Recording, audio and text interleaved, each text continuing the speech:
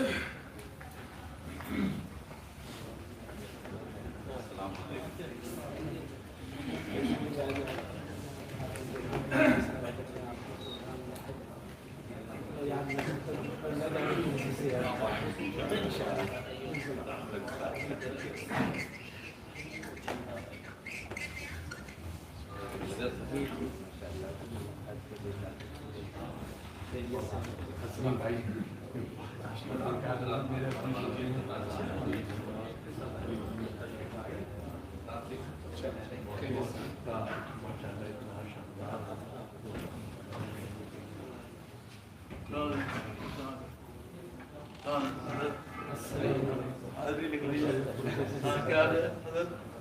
کی حاضری سے لکھنے کے لیے نہیں ہوتی ہے، وہ تو تاریخ رسم کرتی ہے.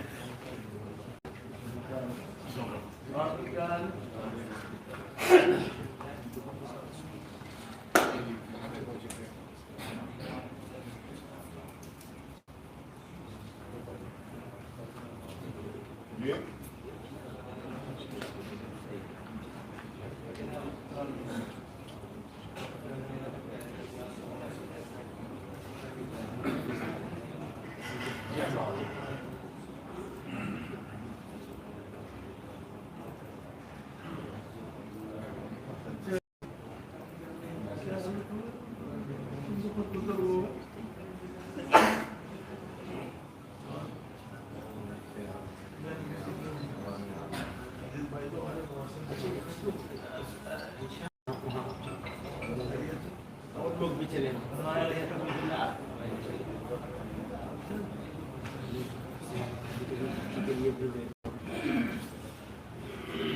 بھائی باہر جو مہمان ہیں ناشتے پہ ان کو بلاؤ کہ جلدی آ جائے، شروع ہو رہا ہے.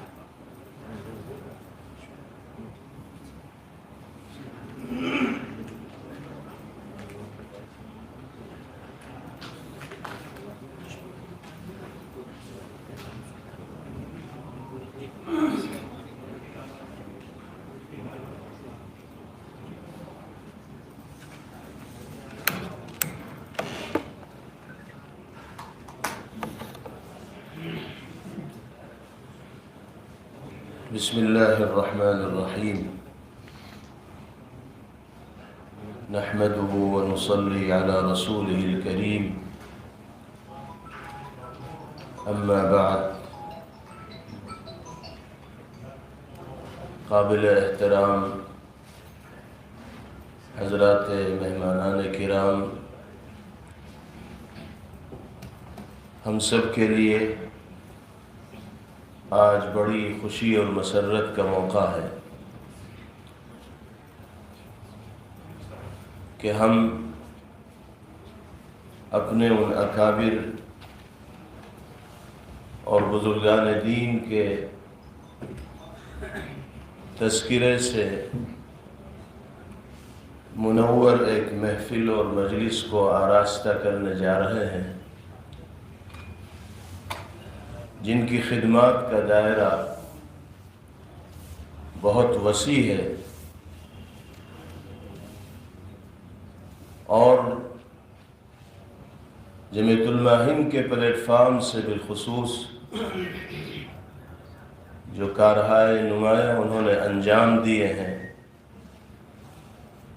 وہ تاریخ میں سنہرے حروف سے لکھے جانے کے لائق ہے. جمیعۃ علماء ہند کے اکابرین نے یہ فیصلہ فرمایا تھا کہ قیام جماعت پر 100 سال مکمل ہونے کی مناسبت سے ایسے علمی اور تحقیقی پروگرام اور سیمینار منعقد کیے جائے جس میں اکابرین امت بالخصوص جمیعۃ علماء ہند سے گہری وابستگی رکھنے والے علماء کرام کی حیات و خدمات سے نئی نسل کو روشناس کرایا جائے، واقف کرایا جائے. اس سلسلے کے مختلف سیمینار لاک ڈاؤن سے پہلے منعقد ہو چکے ہیں، جن میں آپ حضرات نے شرکت بھی فرمائی ہے، جن کا تفصیلی تذکرہ حضرت صدر محترم دامت برکاتہم کے خطبہ افتتاحیہ میں ہمارے سامنے آئے گا۔ اسی زرعی اور سنہری سلسلے کی یہ ایک کڑی ہے جس میں اس وقت ہم اور آپ شریک ہیں۔ آپ حضرات کے علم میں ہے کہ آج کے اس پروگرام اور سیمینار کا عنوان ہے حضرت مجاہد ملت مولانا حفظ الرحمان سوہاروی علیہ الرحمہ اور فخر المحدثین حضرت مولانا سید فخر الدین احمد مراد آبادی نور اللہ مرقدہ۔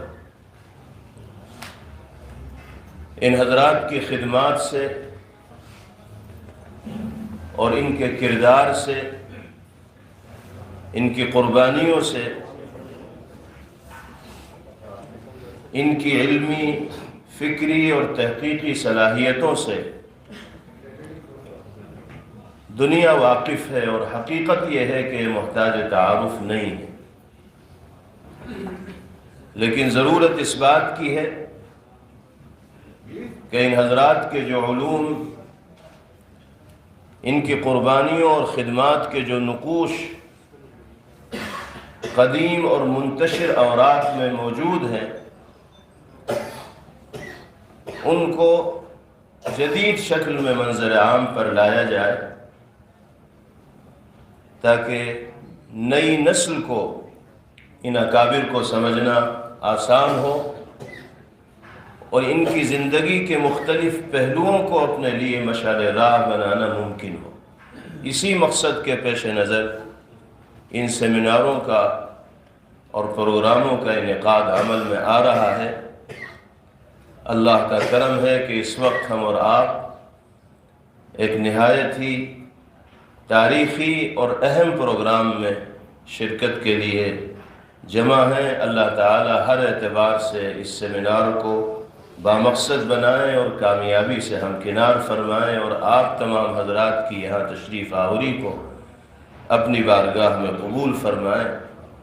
اس سلسلے میں ہم سب کو ممنون و مشکور ہونا چاہیے، جمعیت الماہن کے مرکزی ذمہ داران کا، بالخصوص اپنے صدر محترم حضرت اقدس مولانا سید محمود اسعد مدنی دامت برکاتہم العالیہ کا، جن کی ذاتی توجہات اور دلچسپی کے نتیجے میں یہ عظیم معرکے سر ہو پا رہے ہیں، اور ہر طرح کی سہولت و آسانی ان علمی سیمیناروں کے انعقاد میں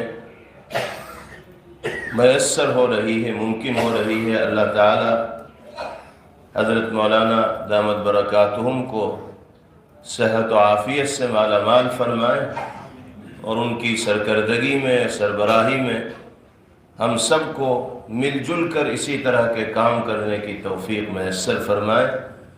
اب اس سیمینار کی پہلی نشست کا باضابطہ آغاز ہونے جا رہا ہے۔ اس نشست کی صدارت فرمائیں گے حضرت مجاہد ملت نور اللہ مرقدہ سے وطنی نسبت رکھنے والی عظیم شخصیت حضرت اقدس مولانا محمد سلمان صاحب بجنوری نقشبندی دامت برکاتہم العالیہ، استاد حدیث دارالعلوم دیوبند و مدیر ماہنامہ دارالعلوم دیوبند، میں حضرت مولانا دامت برکاتہم سے آدھا تعارف ہوا ہے، کچھ اور بھی ہیں۔ نائب صدر جمعیت الماہن، میں حضرت مولانا سے گزارش کروں گا کہ تشریف لائیں اور منصب صدارت پر رونق افروز ہوں۔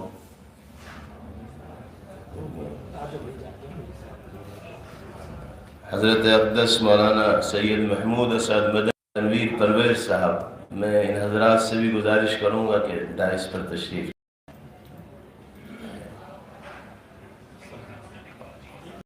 اور معروف شخصیت جناب پروفیسر اختر الواسع صاحب بھی ہمارے درمیان تشریف فرما ہیں۔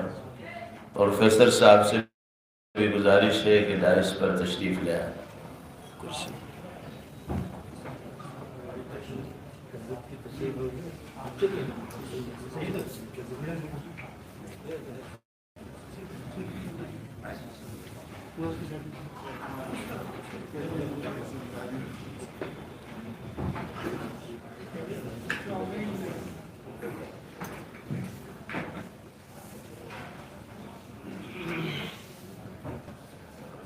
اب اس نشست کے باضابطہ آغاز کے لیے میں درخواست کروں گا جناب قاری محمد فاروق صاحب امام مسجد عبد النبی جمعۃ الماہن سے قاری صاحب تشریف لائیں اور تلاوت کلام اللہ سے اس سیمینار کا آغاز فرمائیں.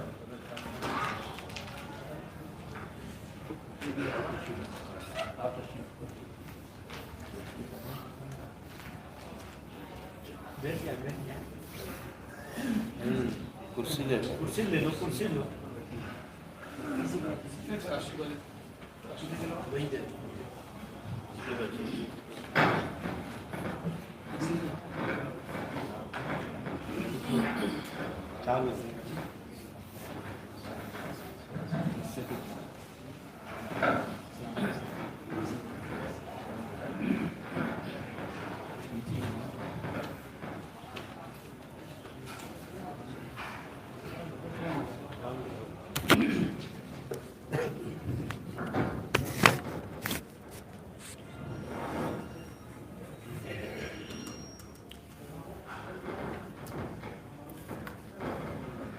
أعوذ بالله من الشيطان الرجيم.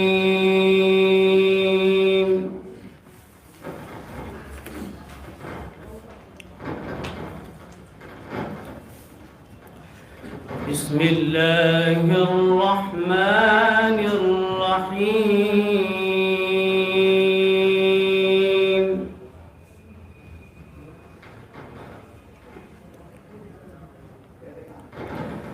سبح لله ما في السماوات وما في الأرض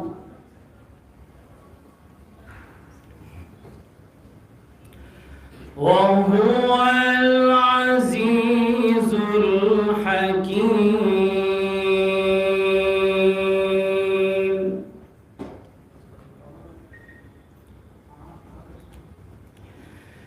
يا أيها الذين آمنوا لم تقولون ما لا تفعلون.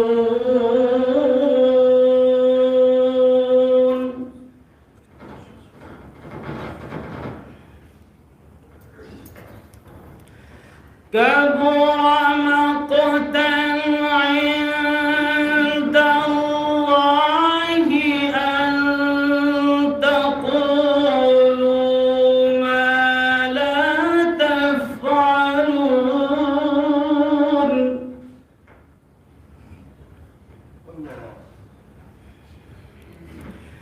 إن الله يحب الذين يقاتلون في سبيله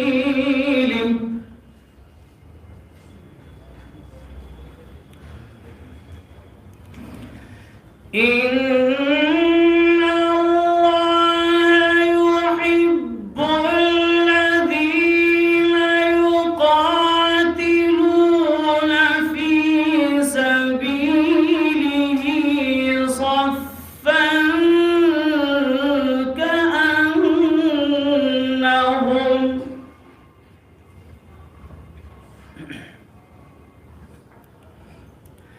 كأنهم بنيان مرصوص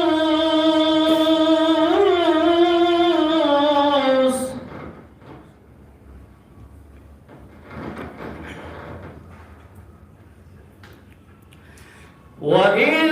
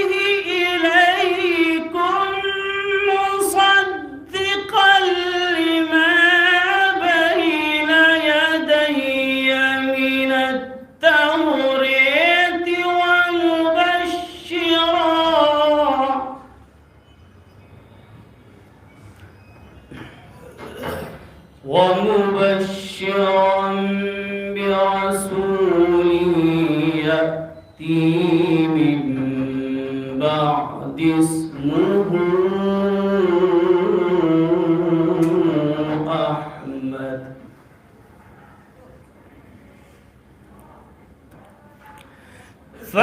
فلما جاءهم بالبينات قالوا هذا ساحر مبين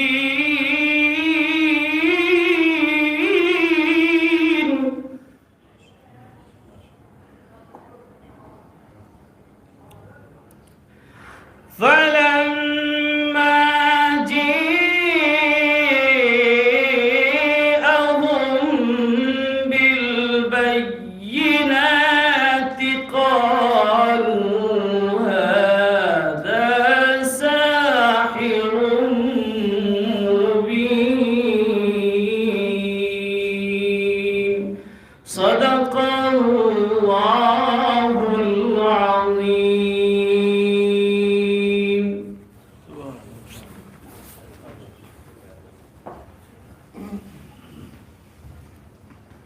تلاوت کلام اللہ کے بعد جناب مولانا امین الحق عبداللہ قاسمی صاحب نائب صدر جمعیت علماء صوبہ یو پی سے گزارش ہے کہ بارگاہ رسالت مآب صلی اللہ علیہ وسلم میں نذرانہ عقیدت پیش کریں.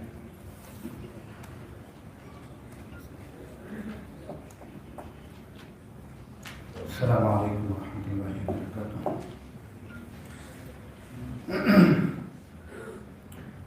توبہ کر کے میں گناہ اپنے مٹا لوں پہلے، عشق کی آگ ذرا دل میں بڑھا لوں پہلے، جلوے نور نبی دل میں سما لوں پہلے، خاک طیبہ کو میں آنکھوں میں لگا لوں پہلے، نظر پھر ان کو درودوں کی میں سوغات کروں، نظر پھر ان کو درودوں کی میں سوغات کروں، بعدہ نعت کے لکھنے کی شروعات کروں، مشک و عنبر سے میں 100 بار زباں گر دھو لوں، ہیرے الفاظ کے لاؤں انہیں پرکھوں تولوں، باادب نعت میں پھر اپنے لبوں کو کھولوں، پھر بھی گستاخ سراسر ہے اگر کچھ بولوں، منہ ہے چھوٹا میرا کیسے میں بڑی بات کروں، کس طرح نعت کے لکھنے کی شروعات کروں، منہ ہے چھوٹا میرا کیسے میں بڑی بات کروں، کس طرح نعت کے لکھنے کی شروعات کروں، خود خدا جس کا ہو حامد و محمد ایسا، جس کی توصیف سے عاجز رہے حساں جیسا، عظمت عقل سے بالا ہے تخیل کیسا، تھا ہی جس کا نہیں ساحل وہ سمندر ایسا، محو حیرت ہوں میں کیا نقل حکایات کروں، کس طرح نعت کے لکھنے کی شروعات کروں، وجہ تخلیق جہاں فخر رسولہ ہے وہ، کاشف سر نہا جان گلستاں ہے وہ، دلبر رب جہاں محسن انسان ہے وہ، حاصل کون و مکاں درد قدر ماں ہے وہ، کیسے ممکن ہے بیاں ان کے کمالات کروں، کس طرح نعت کے لکھنے کی شروعات کروں، آپ سردار ہیں میں ننگ سگان طیبہ، آپ سردار ہیں میں ننگ سگان طیبہ، آپ محبوب ہیں میں زنگ غبار بطحا، آپ داتا ہیں سخی میں ہوں بھکاری منگتا، باعث فخر ہو کہلاؤں تمہارا کتا، ایسی قسمت پہ بجا فخر و مباحات کروں، کس طرح نعت کے لکھنے کی شروعات کروں، ایسی قسمت پہ بجا فخر و مباحات کروں، کس طرح نعت کے لکھنے کی شروعات کروں، وہ ہے امی بھی مگر علم ہے ان پر قرباں، وہ ہے امی بھی مگر علم ہے ان پر قرباں، اہل فن اہل سخن آگے ہیں جن کے حیراں، عقل و فہم عقل و دل فہم و ذکا نور سے ان کے تابع، دین منسوخ ہے سب لائے وہ ایسا قرآن، ایسے امی پہ فدا سارے خطابات کروں، کس طرح نعت کے لکھنے کی شروعات کروں، منہ ہے چھوٹا میرا کیسے میں بڑی بات کروں، کس طرح نعت کے لکھنے کی شروعات کروں۔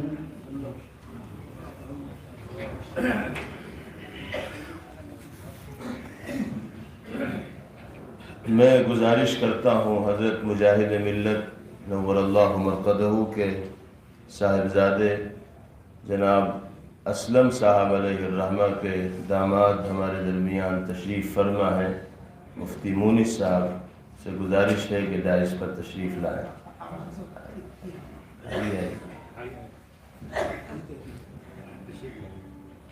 تلاوت کلام اللہ اور نعت رسول مقبول صلی اللہ علیہ وسلم کے بعد افتتاحی کلمات سے ہم سب کو نوازنے کے لیے ہمارے درمیان تشریف لا رہے ہیں جمعیت علماء ہند کے موقر صدر محترم حضرت مولانا سید محمود اسعد مدنی دامت برکاتہم العالیہ۔ حضرت سے گزارش ہے کہ تشریف لائیں اور خطبہ افتتاحیہ پیش فرمائیں۔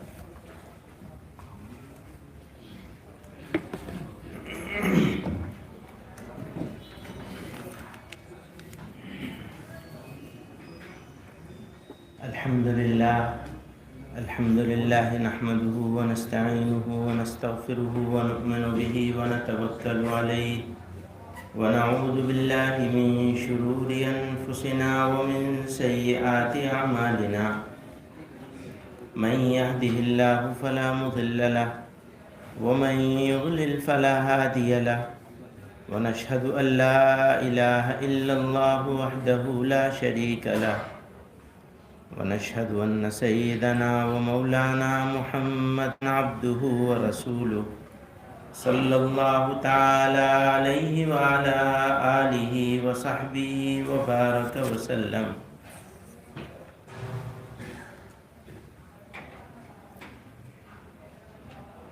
حضرات علماء اسلام و دانشوران ملت، مجاہد ملت حضرت مولانا حفظ الرحمان صاحب شبہاروی اور فخر المحدثین حضرت مولانا سید فخر الدین احمد رحمہم اللہ کی حیات و خدمات پر منعقد ہونے والے اس سیمینار میں آپ حضرات کو خوش آمدید کہتے ہوئے قلبی مسرت محسوس کر رہا ہوں.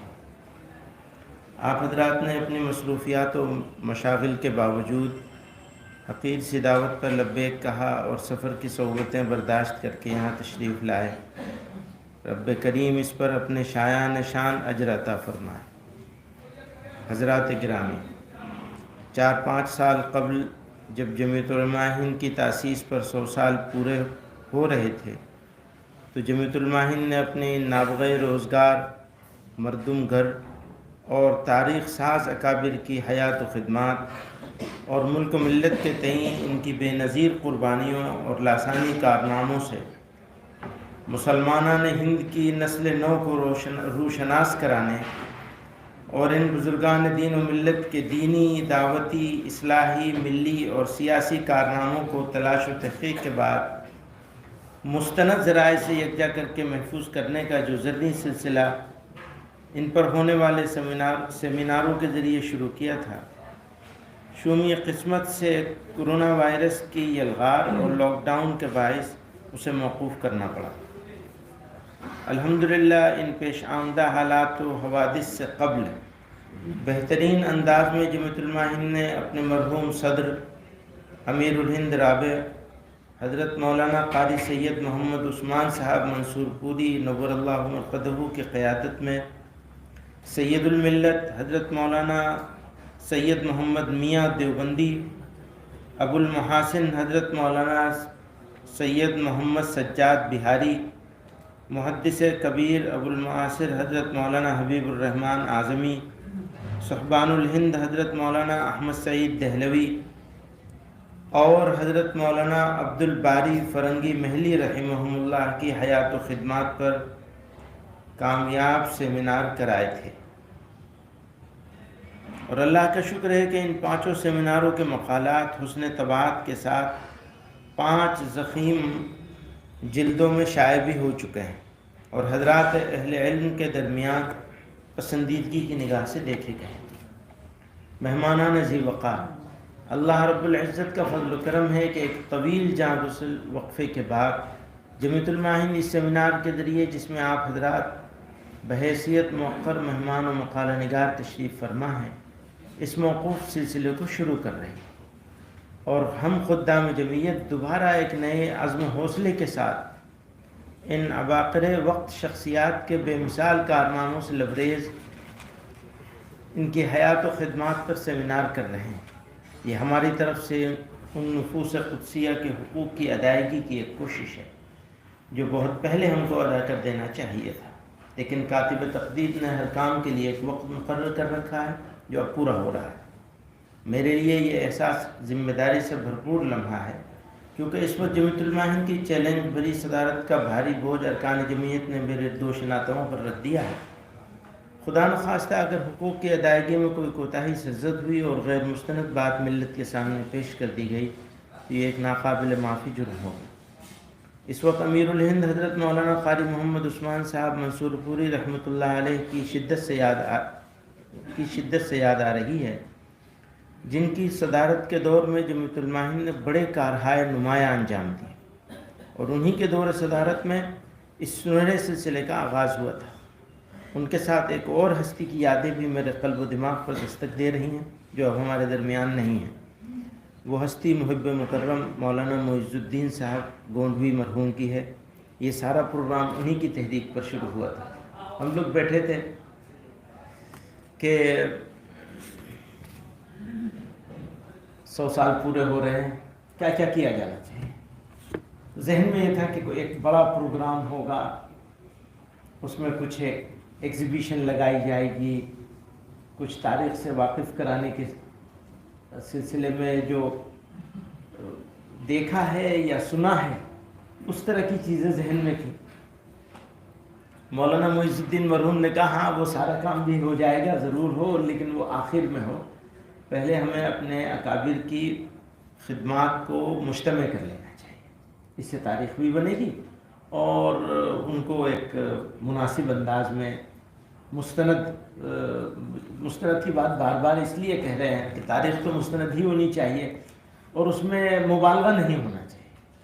کسی بھی چیز میں اگر ذرا مبالغہ ہو جائے تو اس کی صنعت ختم ہو جاتی ہے، پھر تو وہ محبت کرنے والے کے لکھے ہوئے جملے بن جاتے ہیں، تاریخ نہیں ہوتی۔ تاریخ تو جتنا ہے بس اتنا ہی لکھا جائے، اب اس میں کچھ جو ہمارے بزرگوں کے رفعت شان تھی وہ تو بہت شان تو بڑی عرفہ تھی ان کی راتیں۔ میں نے بیچ میں یہ پڑھنے سے رک گیا ہوں، بہت پہلے مولانا ڈاکٹر ابو سلمان شاہ جہاں پوری پاکستان سے آئے اور انہوں نے ایک کتاب حضرت مجاہد ملت رحمۃ اللہ علیہ پر لکھی تھی، تو وہ میں پڑھ رہا تھا ان کی موجودگی میں ہی، وہ کھولا اسے کتاب کو، میں ناظم تنظیم ہوتا تھا جمعیت علماء کا اس زمانہ میں،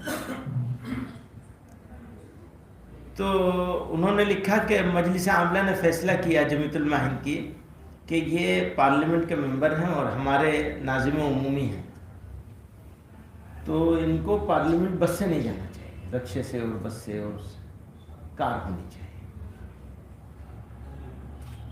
تو حضرت مولانا حفظ الرحمان صاحب رحمۃ اللہ علیہ کے جملے ذرا سنیے، فرما رہے ہیں اچھا اب وہ دن آ گیا کہ حفظ الرحمان کے لیے جمعیت علماء ہند کار خریدے گی۔ سمجھ رہے ہیں وہ بات کہاں تھی؟ جمعیت علماء ہند جو مسلمانوں کی خدمت کرنے والی تنظیم ہے وہ بلا کار خریدے حفظ الرحمان کے لیے۔ پھر مجلس عاملہ نے اس کو منظور نہیں کیا، وہ کہا نہیں اب یہ جمعیت علماء ہند کی ضرورت ہے کہ آپ کار میں جایا کریں گے، تو مجبور ہو گئے لوگوں کے اصرار پر۔ تو کہا اچھا ایک شرط ہے، پیٹرول ڈیزل جو بھی ہوگا اس میں وہ تو میں ہی کروں گا، اور اس کا پرچہ بنا کر کے رکھتے تھے، جتنا انہوں نے استعمال کیا اس کا پرچہ بناتے تھے اور وہ پیسہ اپنے پاس سے جمع کرتے تھے۔ اب یہ واقعات اگر ہم لوگوں کو نہیں معلوم ہوں گے تو ہم کیسے اس جماعت کے ساتھ اسی انداز کی وابستگی رکھنے کی کوشش کریں گے؟ یعنی یہ تعریف تو اپنی جگہ ہے لیکن اس سے زیادہ رہنمائی ملتی ہے ہمیں کارکنان کو، کام کرنے والوں کو، ہم لوگوں کو کہ ہمیں جمعیت علماء کے بارے میں کس انداز سے سوچنا ہے۔ ملی خدمات کے بارے صرف جمعیت علماء ہی کی بات نہیں ہے، جو بھی ملی خدمات کے ابواب ہیں۔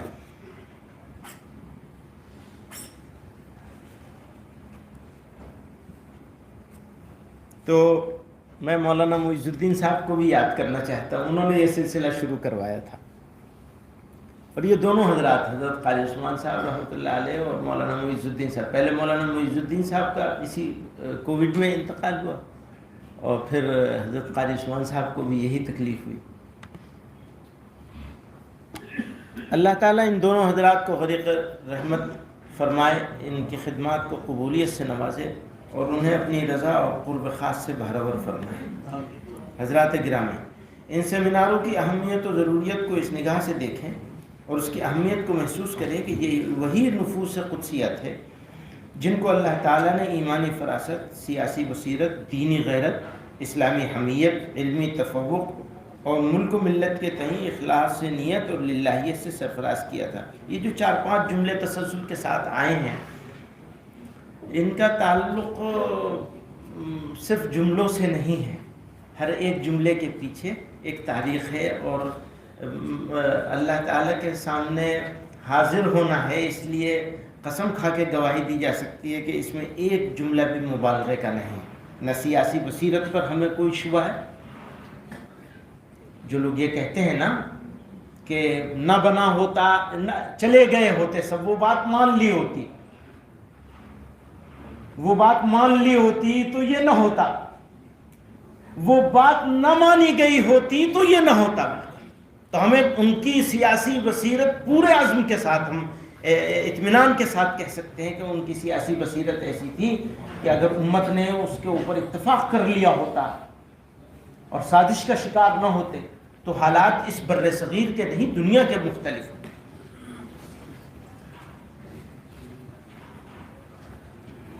میں ان جملوں کو دوبارہ پڑھتا ہوں. میں نے صرف سیاسی بصیرت کی طرف اشارہ کیا ہے، لیکن دینی غیرت اور اسلامی حمیت کے بارے میں بھی جتنا ہمارے پاس الفاظ ہیں وہ کم پڑیں گے. ابھی آپ کو ہمارے جو بہت سارے علماء اور ذمہ داران ہیں جنہوں نے مقالے لکھے ہیں، ان حضرات کے مقالوں سے آپ کے اس کا علم ہو جائے گا. میں اس کو دوبارہ پڑھ رہا ہوں. جن کو اللہ تعالیٰ نے ایمانی فراست، سیاسی بصیرت، دینی غیرت، اسلامی حمیت، علمی تفوق اور ملک و ملت کے تئیں اخلاص نیت اور للہیت سے سرفراز کیا تھا. انہوں نے جمعیت علماء ہند جیسی متحرک اور فعال تنظیم کا قیام، ہمیں مولانا ان کا قصہ یاد آ رہا ہے، حضرت مفتی کفایت اللہ صاحب کا، غیر متعلق بات ہے. وہ حضرت مفتی کفایت اللہ صاحب رحمۃ اللہ علیہ تو مفتی اعظم ہند تھے، اور ابھی آج کل وہ رات بھی تذکرہ ہو رہا تھا، بات چل رہی تھی کہ وہ مسلمانوں کے بیچ میں برادری کی بنیاد پر تفریق کرنے کی کوشش پہلے سے ہوتی رہی ہے، اور ابھی حال کے دنوں میں ہمارے محترم نے بھی اس کی شروعات کافی زور و شور سے شروع کر دی ہے. تو خیر اب اس کا تذکرہ نہ کروں، لیکن حضرت تو مفتی اعظم ہند تھے، اور وہ اس پہ گئے، سے گرمی بہت ہو رہی تھی تو برف خریدنے کے لیے تشریف لے گئے گلی قاسم جان میں. وہاں اتنے بڑے عالم تھے تو وہ جو دو لوگ برف کے لیے پہلے سے کھڑے ہوئے تھے، وہ ہٹ گئے جلدی سے. حضرت آپ لے لیجئے پہلے. نہیں اپنے وقت پہ تم لوگ پہلے سے آئے گا. اپنا جھولا لے کے جا رہے تھے، سبزی اس کے اندر سب کچھ خریداری کری ہوگی بیچارے گھر کے لیے خرید کر کے، تو وہ کوئی شاگرد بڑھا آگے لے لے، نہیں میرا کام ہے میں اپنے ہاتھ سے کروں. اس طرح کے لوگ تھے یہ جنہوں نے اس جماعت کی بنیاد رکھی، اور برکت اس جماعت میں اسی وجہ سے ہے، ورنہ ہمارے جیسے تو پتہ نہیں کتنے آئے اور چلے گئے. بین الاقوامی پیمانے پر ایک نازک اس کو دوبارہ سے پڑھوں. ان سیمیناروں کی اہمیت و ضرورت کو اس نگاہ سے دیکھیں اور اس کی اہمیت کو محسوس کریں کہ یہ وہی نفوس قدسیہ تھے جن کو اللہ تعالیٰ نے ایمانی فراست، سیاسی بصیرت، دینی غیرت، اسلامی حمیت، علمی تفوق اور ملک و ملت کے تئیں اخلاص نیت اور للہیت سے سرفراز کیا تھا. انہوں نے جمعیت علماء ہند جیسی متحرک اور فعال تنظیم کا قیام ایسے سنگین اور بین الاقوامی پیمانے پر ایک نازک ترین دور میں کیا تھا جب پوری دنیا تغیرات سے گزر رہی تھی. پہلی جنگ عظیم کے بعد پوری دنیا کے حالات دیگرگوں تھے. ہندوستان میں غاصب و جابر انگریزوں نے اپنا تسلط جما لیا تھا. خلافت عثمانیہ اپنی 500 سالہ عظیم تاریخ کے آخری مرحلے میں داخل ہو کر شکست و ریخت کا شکار ہو کر عالم نظام میں تھی. مسلمانوں کی وحدت بکھر رہی تھی اور ہندوستان میں سلطنت مغلیہ کا چراغ گل ہوئے نصف صدی سے زائد کا عرصہ گزر چکا تھا. 1857 کے انقلاب کی ناکامی کا خمیازہ مسلمانان ہند نے اپنے لاکھوں دینی بھائیوں کے بے دریغ قتل و پھانسی اور قید و بند کی شکل میں جھیلا تھا. اسی بنا پر تحریک آزادی کے جرم کا سب سے بڑا مجرم بنا کر انگریزوں نے ہر قسم کے جبر و استبداد کو ان پر روا رکھا تھا. استخلاص وطن کی اس جدوجہد کو انگریزوں نے بزور طاقت کچل دیا اور ظلم و بربریت کی انتہا کر دی. ایک طرف ظلم و جبر کا یہ حال تو دوسری جانب عیسائی مشنریاں ہمارے دین و مذہب کے در پہ تھیں. حکومت کے جانے کی وجہ سے مسلمانوں پر ایک مایوسی اور شکست خوردگی چھائی ہوئی تھی. ایسے حالات میں راست ٹکراؤ کا طریقہ چھوڑ کر اللہ کے کچھ مخلص بندوں نے ایک چھوٹے سے قصبے دیوبند میں ایک تعلیمی ادارہ قائم کیا. اس ادارے کے قیام کا مقصد اس کے اولین طالب علم حضرت شیخ الہند سے سنیے.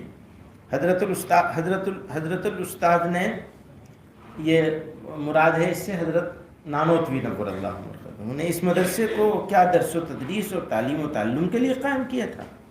مدرسہ میرے سامنے قائم ہوا، جہاں تک میں جانتا ہوں 1857 کے ہنگامے کی ناکامی کے بعد یہ ارادہ کیا گیا کہ کوئی ایسا مرکز قائم کیا جائے جس کے زیر اثر لوگوں کو تیار کیا جائے تاکہ 1857 کی ناکامی کی تلافی کی جائے۔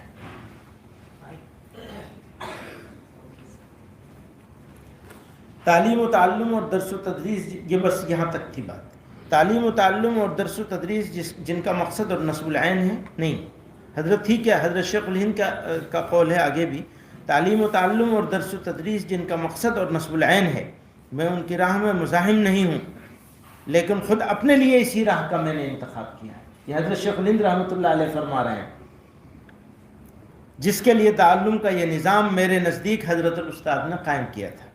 فرائض الہیہ جن کا جس حد تک بن پڑا ادا کرتا رہا، اب آخری کام رہ گیا ہے جسے اپنی حد تک تو میں کر گزروں گا۔ یہاں پوری ہو گئی حضرت شیخ الہند کی بات۔ چنانچہ حضرت شیخ الہند نے اس فکر کو سامنے رکھتے ہوئے تعلیم و تعلم کے ساتھ علماء مجاہدین تیار کرنے کا جو سلسلہ شروع کیا، اس کے بڑے عمدہ نتائج سامنے آئے۔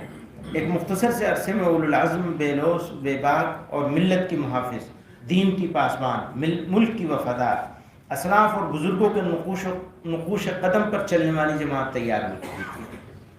یہ وہ نفوس قدسیہ تھے جن کو شیخ الہند رحمۃ اللہ علیہ نے اپنا خون پسینہ بہا کر تیار کیا تھا۔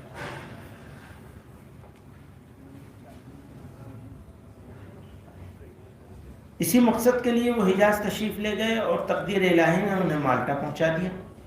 حضرت شیخ الہند ابھی مالٹا میں ہی تھے کہ اس وقت کے اکابر علماء و صلحاء کی سرپرستی اور قیادت میں 1919 میں جمعیت علماء ہند کا قیام عمل میں آیا۔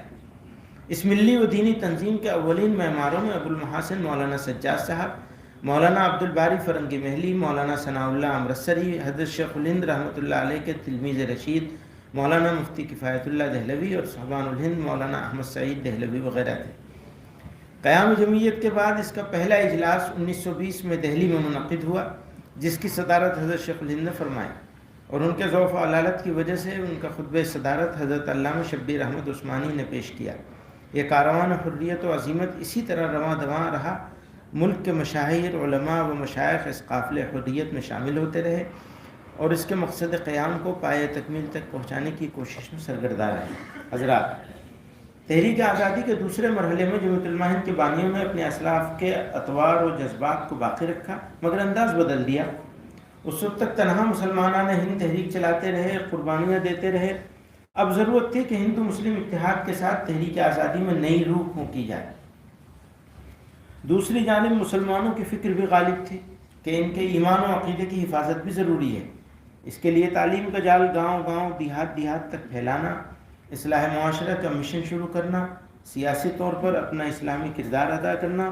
الحمدللہ بانیان جمعیت نے ان اصول و خطوط پر جمعیت کو چلا کر ملک و ملت کی بیش بہا خدمات انجام دیں۔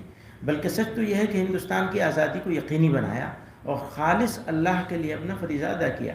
جمعیت علماء ہند سے واقفیت رکھنے والے حضرات اس بات سے خوب اچھی طرح واقف ہیں کہ جمعیت علماء ہند کی ایک طویل و روشن اور بے مثال اور نادر الوجود تاریخ ہے، جس کے ہر صفحے پر اس کے اکابر و اسلاف کی قربانیوں کی داستان موجود ہے۔ ہم انہی خدمات کو قوم کے سامنے ہر پہلو سے لانا چاہتے ہیں۔ مجاہد ملت مولانا حفظ الرحمان سبھاروی اور فخر المحدثین مولانا فخر الدین صاحب مراد آبادی رحمہم اللہ بالترتیب جمعیت علماء ہند کے جنرل سیکریٹری اور صدر تھے۔ جمعیت علماء ہند کے پلیٹ فارم سے ان کی عظیم الشان تاریخ، عظیم الشان خدمات تاریخ ہند کا ایک روشن باب ہے۔ آج کا یہ سیمینار جمعیت کے ان دونوں قابل فخر سپوتوں کی حیات و خدمات پر منعقد ہو رہا ہے۔ مجاہد ملت مولانا حفظ الرحمان سبھاروی، حضرات گرامی، مجاہد ملت مولانا حفظ الرحمان سبھاروی 1900 سے 1962 یہ عمر تھی۔ تحریک آزادی فضل جلیل جمعیت علماء ہند پالیسی سیاری و تحقیقی تصنیفی ادارے کے بانیوں میں ایک، مایہ ناز محقق، قصص القرآن، اخلاق و فلسفہ اخلاق اور فلسفہ اخلاق اور اسلام کا اقتصادی نظام جیسی کتابوں کے مصنف، میدان سیاست کے نامور زعیم و قائد اور آزاد ہندوستان کی پہلی پارلیمنٹ کے قابل فخر ممبر اور آزادی کے بعد یہاں کے شکستہ حال مسلمانوں کے محافظ و پاسبان تھے۔ ان کی دینی و علمی، ملی و سماجی، سیاسی و تنظیمی خدمات کا دائرہ اتنا وسیع و عریض اور ان کے ہمجہت کارنامے اتنے عظیم و کثیر ہیں کہ اگر ان کو اختصار سے بھی بیان کیا جائے تو صفحات کے صفحات درکار ہوں گے۔ حضرت مجاہد ملت آغاز شعور سے ہی انتہائی متحرک و فعال شخص تھے۔ ابتدائی تعلیم اپنے گاؤں میں حاصل کی، اس کے بعد مدرسہ شاہی مراد آباد آئے تھے۔ دور حدیث دارالعلوم دیوبند میں علامہ انور شاہ کشمیری اور دیگر اساتذہ سے پڑھ کر 1924 میں سند فضیلت حاصل کی۔ اپنی لیاقت و صلاحیت اور فعالیت کی بنا پر حضرت شاہ صاحب کے معتمدین میں شامل ہو گئے۔ فراغت کے بعد دارالعلوم کی جانب سے مدراس کے علاقے میں بھیجے گئے، وہاں 1 سال رہ کر دیوبند آ گئے۔ یہاں 1926 میں تدریسی خدمات انجام دیں۔ جب حضرت شاہ صاحب ڈابھیل چلے گئے تو ساتھ جانے والوں میں یہ بھی تھے، وہاں 5 سال درس و تدریس سے وابستہ رہے۔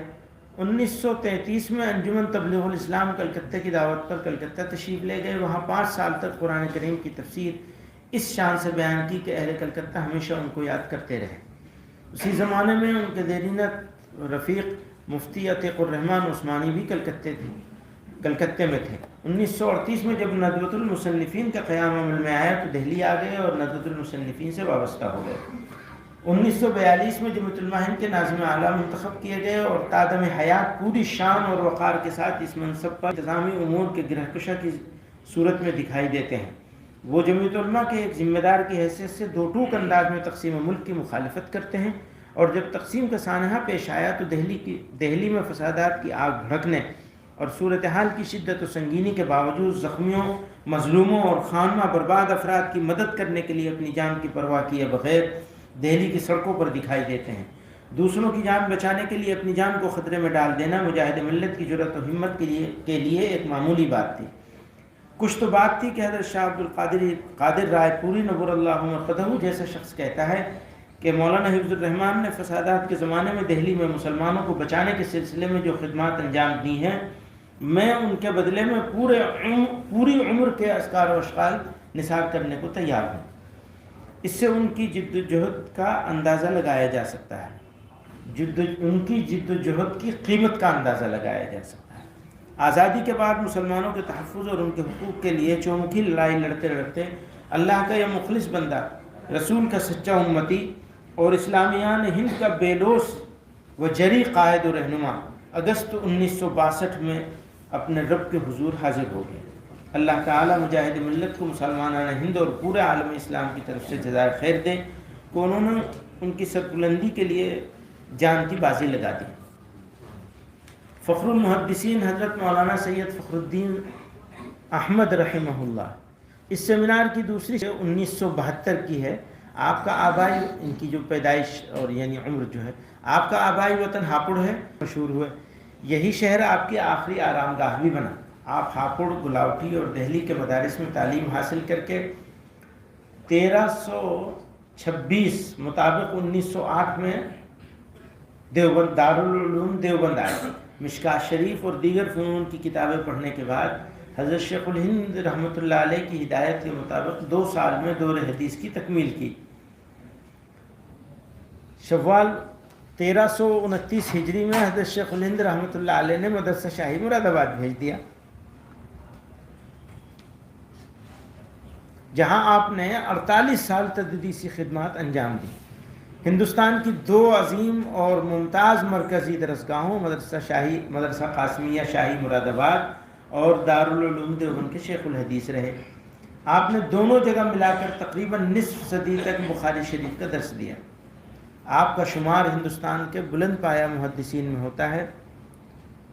علم و فضل اور صلاح و تقوی کے ساتھ رسوخ فی الحدیث میں اپنی مثال آپ تھے۔ تدریس کے ساتھ تحریک شیخ الہند سے بھی پوری طرح وابستگی رہی۔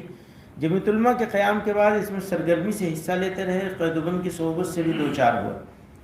1959 سے تادم واپسی جمعیت علماء ہند کے صدر رہے اور اس کے اصلاحی، رفاہی، ملی اور سماجی امور کو ایک نئی جہت عطا کی۔ جمعیت کے سالانہ اجلاس میں دیے گئے خطبات صدارت سے آپ کی سیاسی بصیرت اور بالغ نظری کا اندازہ ہوتا ہے۔ حضرت شیخ الاسلام رحمۃ اللہ علیہ کے معتمد علیہ اور اکابر جمعیت کے محترم قائد کی حیثیت سے آپ کی طویل خدمات ہیں۔ آپ کا انتقال اپریل 1972 میں ہوا۔ آخر میں پھر اپنے تمام مہمانوں کا شکریہ ادا کرتا ہوں کہ انہوں نے ہماری اس دعوت پر لبیک کہا اور اپنی آمد سے اس سیمینار کو رونق بخشی۔ اللہ تعالی ہماری ان مساعی کو قبول فرمائے اور ان انفاس قدسیہ کے نقش قدم پر چلنے کی توفیق عطا فرمائے، آمین۔ وآخر دعوانا ان الحمدللہ رب العالمین۔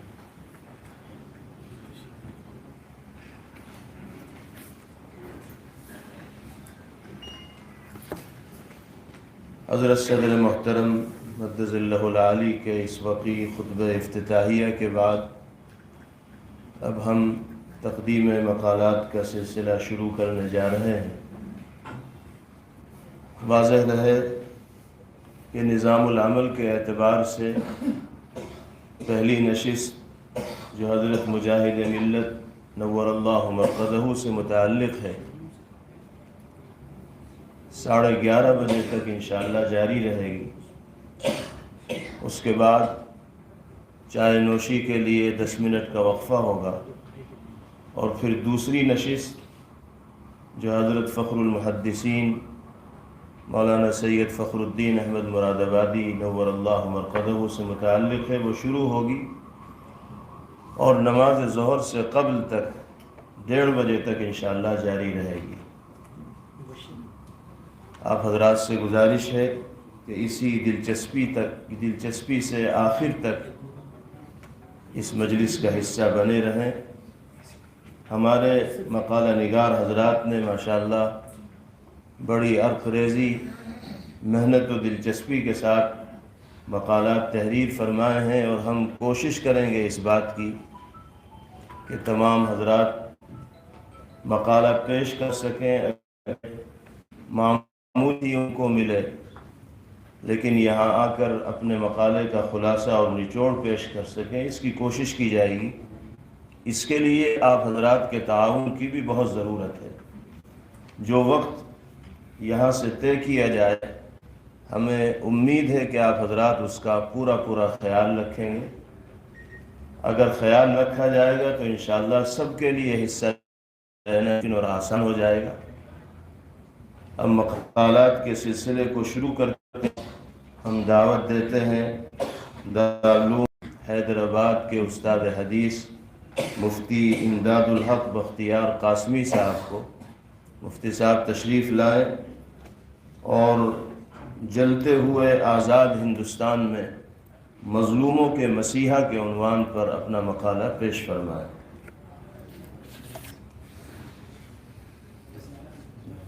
4 سے 5 منٹ کے اندر مفتی صاحب کو مقالہ پیش کرنا ہے۔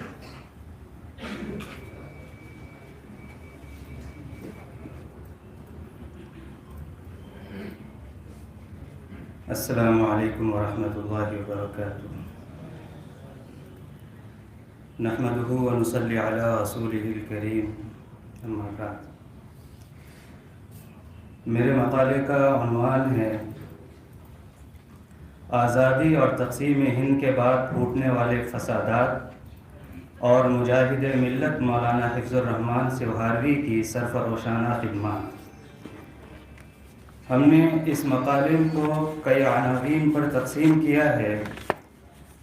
مثلاً سب سے پہلا عنوان ہے آزادی کے بعد پھوٹنے والے فسادات اور ان میں مجاہد ملت کی قربانیاں۔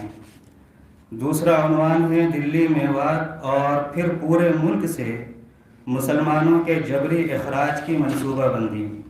تیسرا عنوان ہے فسادات کا نقطۂ آغاز۔ چوتھا عنوان ہے دہلی کا قیامت خیز فساد۔ پانچواں عنوان ہے حیدرآباد پولیس ایکشن۔ چھٹا عنوان ہے فساد زدہ علاقوں میں پہنچنا۔ ساتواں عنوان ہے عمائدین حکومت اور انتظامیہ سے رابطہ۔ آٹھواں عنوان ہے متاثرین کی ممکنہ ہر مدد اور انتظامیہ کی سرد مہری پر تنقید۔ نواں عنوان ہے غلط الزام میں گرفتار کیے گئے مسلمانوں کی رہائی۔ 10واں عنوان ہے سراسیمہ مسلمانوں اور دیگر اقلیتوں کا حوصلہ بڑھانا اور ان سے احساس کمتری کو دور کرنا۔ اسی طرح سے 10واں عنوان ہے کنوینشنز کا انعقاد۔ اس طرح ہم نے ذیلی عناوین پر اس مقالے کو تقسیم کیا ہے، اور مقالے کی تمہید میں آزادی کے بعد اور تقسیم ہند کے بعد آبادی کا بڑے پیمانے پر جو تبادلہ ہوا ہے ہندوستان اور پاکستان کی، اور اس تبادلے کے نتیجے میں جو فسادات برپا ہوئے ہیں دونوں طرف، ان فسادات میں مجاہد ملت حضرت مولانا حفظ الرحمان سیوہاروی رحمہ اللہ کی کیا خدمات رہی ہیں۔ ہم نے ایک پیراگراف میں لکھا ہے کہ ایسے حالات میں ملک کی جمہوریت کو جن حضرات نے سنبھالا دیا، فرقہ واریت اور فرقہ پرستی کے عناصر کو ناکام بنانے میں اور رونما ہونے والے فسادات اور ہنگامہ خیز حالات پر قابو پانے میں جن لوگوں نے نمایاں کردار ادا کیا ہے، ان میں گاندھی جی، شیخ الاسلام مولانا حسین احمد مدنی، مولانا ابوالکلام آزاد اور دیگر بہت سی محترم اور محسن شخصیات کے ساتھ ایک بڑا اور جلی نام مجاہد ملت مولانا حفظ الرحمان سیوہاروی رحمہ اللہ کا ہے۔ فسادات میں ان کا مجاہدہ، ان کا جہاد، جدوجہد، دوڑ دھوپ، تڑپ کوڑھن، بڑے سے بڑے خطرے اور ہنگامے میں کود پڑنا، شرپسندوں کی پرواہ کیے بغیر جائے واردات تک پہنچ جانا، عمائدین حکومت بالخصوص گاندھی جی اور ہائی کمان کو ہنگاموں اور فسادات کی ایک ایک خبر سے باخبر رکھنا، بار بار ان کو توجہ دلانا، صورتحال کی نزاکت ان کے ذہن و دماغ میں جاگزیں کرنا، قوم ملت کو پیش آنے والے مصائب اور جمہوریت کو لاحق ہونے والے خطرات سے ان کو آگاہ کرنا، مسلمانوں سے ڈر، خوف اور احساس کمتری کو دور کرنا، یہ اور ان جیسے بہت سے تاریخی کارناموں میں اگر یہ کہا جائے تو بیجا نہ ہوگا کہ مجاہد ملت منفرد اور ممتاز تھے، اور یہی وہ خدمات جلیلہ ہیں جن کی بنیاد پر قوم انہیں مجاہد ملت کے لقب سے یاد کرتی ہے۔ آزادی کے بعد پھوٹنے والے فسادات اور ان میں مجاہد ملت کی قربانیاں، ان میں ہم نے سرسری طور پر آزادی کے بعد سلسلہ وار کہاں کہاں فسادات ہوئے ہیں، جیسے 1947 میں مشرقی پنجاب، دہلی، میوات اور بھرتپور میں، 1948 میں حیدرآباد میں، اور 1950 میں مراد آباد، بریلی، پیلی بھیت، شاہجہاں پور، علی گڑھ وغیرہ میں۔ یہ پورا ہم نے ایک سرسری جائزہ پیش کیا ہے، اور اس کے بعد ہم نے لکھا ہے کہ جس وقت ہندوستان فسادات کی آگ میں جل رہا تھا، ہندو فرقہ پرستی اپنے عروج پر تھی، ملک کے چپے چپے میں بلوائی پھیلے ہوئے تھے، ہر وقت جان و مال کا خطرہ تھا، گلی کوچوں میں انسانی لاش کا ملنا ایک عام سی بات تھی، مسلم کش فسادات کا ایک خوفناک طوفان پورے ملک کو اپنی چپیٹ میں لیے ہوئے تھا، گھر کے دروازے سے باہر قدم رکھنا تو دور، گھر کی کھڑکی سے جھانکنا بھی موت کو دعوت دینا تھا۔ ایسے انقلابی خونین اور قیامت خیز حالات میں مجاہد ملت مولانا حفظ الرحمان سیوہاروی اپنی جان ہتھیلی پر رکھ کر، سر سے کفن باندھ کر، بالکل بے خوف اور نڈر ہو کر ہر طرح سے اس آگ کو بجھانے کی کوشش کرتے رہے، فساد زدہ علاقوں میں پہنچتے، مظلوموں کی فریاد رسی کرتے، ان کے درد میں تڑپتے، ان کے غم میں نڈھال ہوتے، ان کی مظلومیت پر روتے، اس سب کے ساتھ ان کو سہارا دیتے، ان کے حوصلے بڑھاتے، ہر ممکن ان کا تعاون کرتے۔ حضرت مولانا مجاہد ملت مولانا حفظ الرحمان سیوہاروی نے خود اپنی ایک تقریر میں فرقہ پرستی اور فرقہ واریت کے حوالے سے کہا ہے کہ ہم نے جس طرح مسلم فرقہ واریت کا مقابلہ کیا، اسی طرح ہم ہندو فرقہ واریت کو بھی پیروں سے مسل کر دم لیں گے، ہم ہند یونین کے رگ و ریشے کو فرقہ واریت سے پاک کر کے دم لیں گے، ورنہ اس کوشش میں ختم ہو جائیں گے، یا تن رسد بجانا یا جاں ستن بر آیت۔ وآخر دعوانا الحمدللہ رب العالمین۔ جزاکم اللہ خیرہ۔ ارتداد کے انسداد میں حضرت مجاہد ملت نور اللہ مرقدہ کی مساعی جمیلہ، اس عنوان پر مقالہ پیش کرنے کے لیے میں دعوت دوں گا جناب مولانا مفتی محمد لقمان صاحب سنبھلی قاسمی، استاذ دارالعلوم زکریا مراد آباد کو۔ مفتی صاحب تشریف لائیں اور مقالہ پیش فرمائیں۔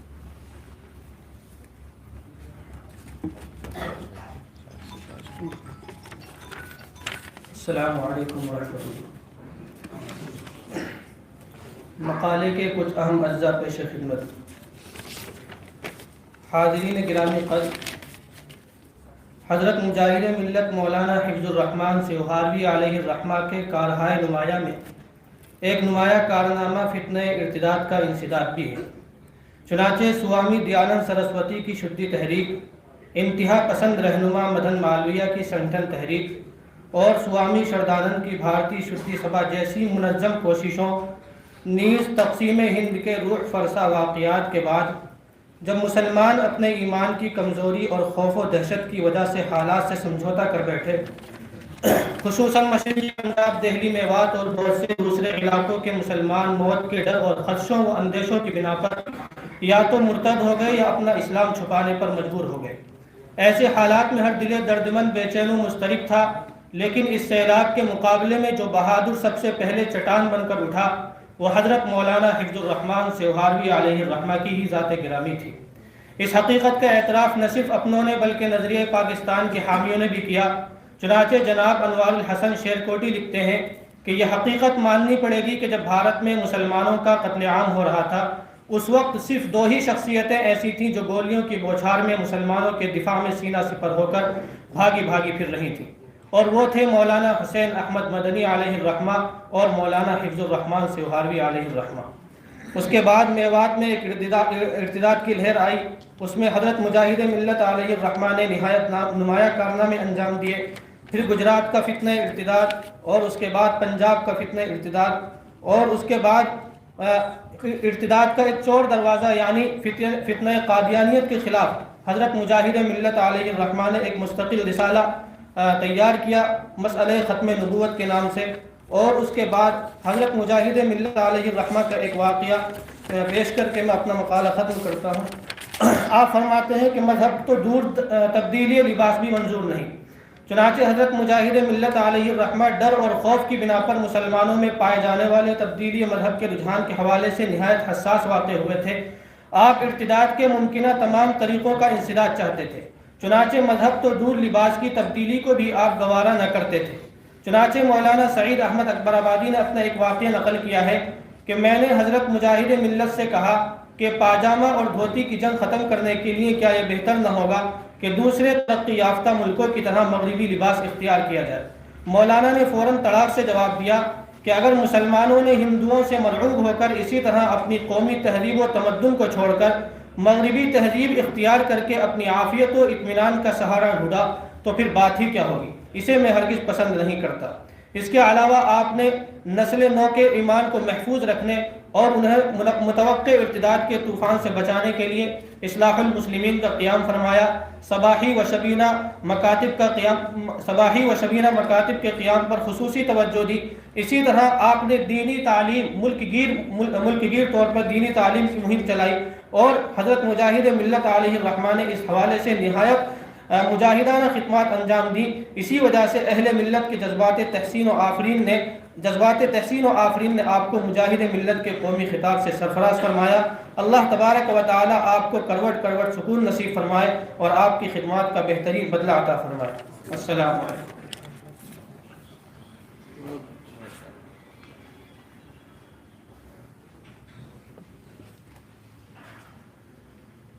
اب اس کے بعد عنوان ہے حضرت مجاہد ملت علیہ الرحمہ غیر ملکی اخبارات و رسائل، علماء و دانشوران اور لیڈران کی نگاہ میں۔ مقالہ نگار ہیں مولانا محمد احمد بجنوری قاسمی، استاذ مدرسہ اختر العلوم جلال آباد بجنور۔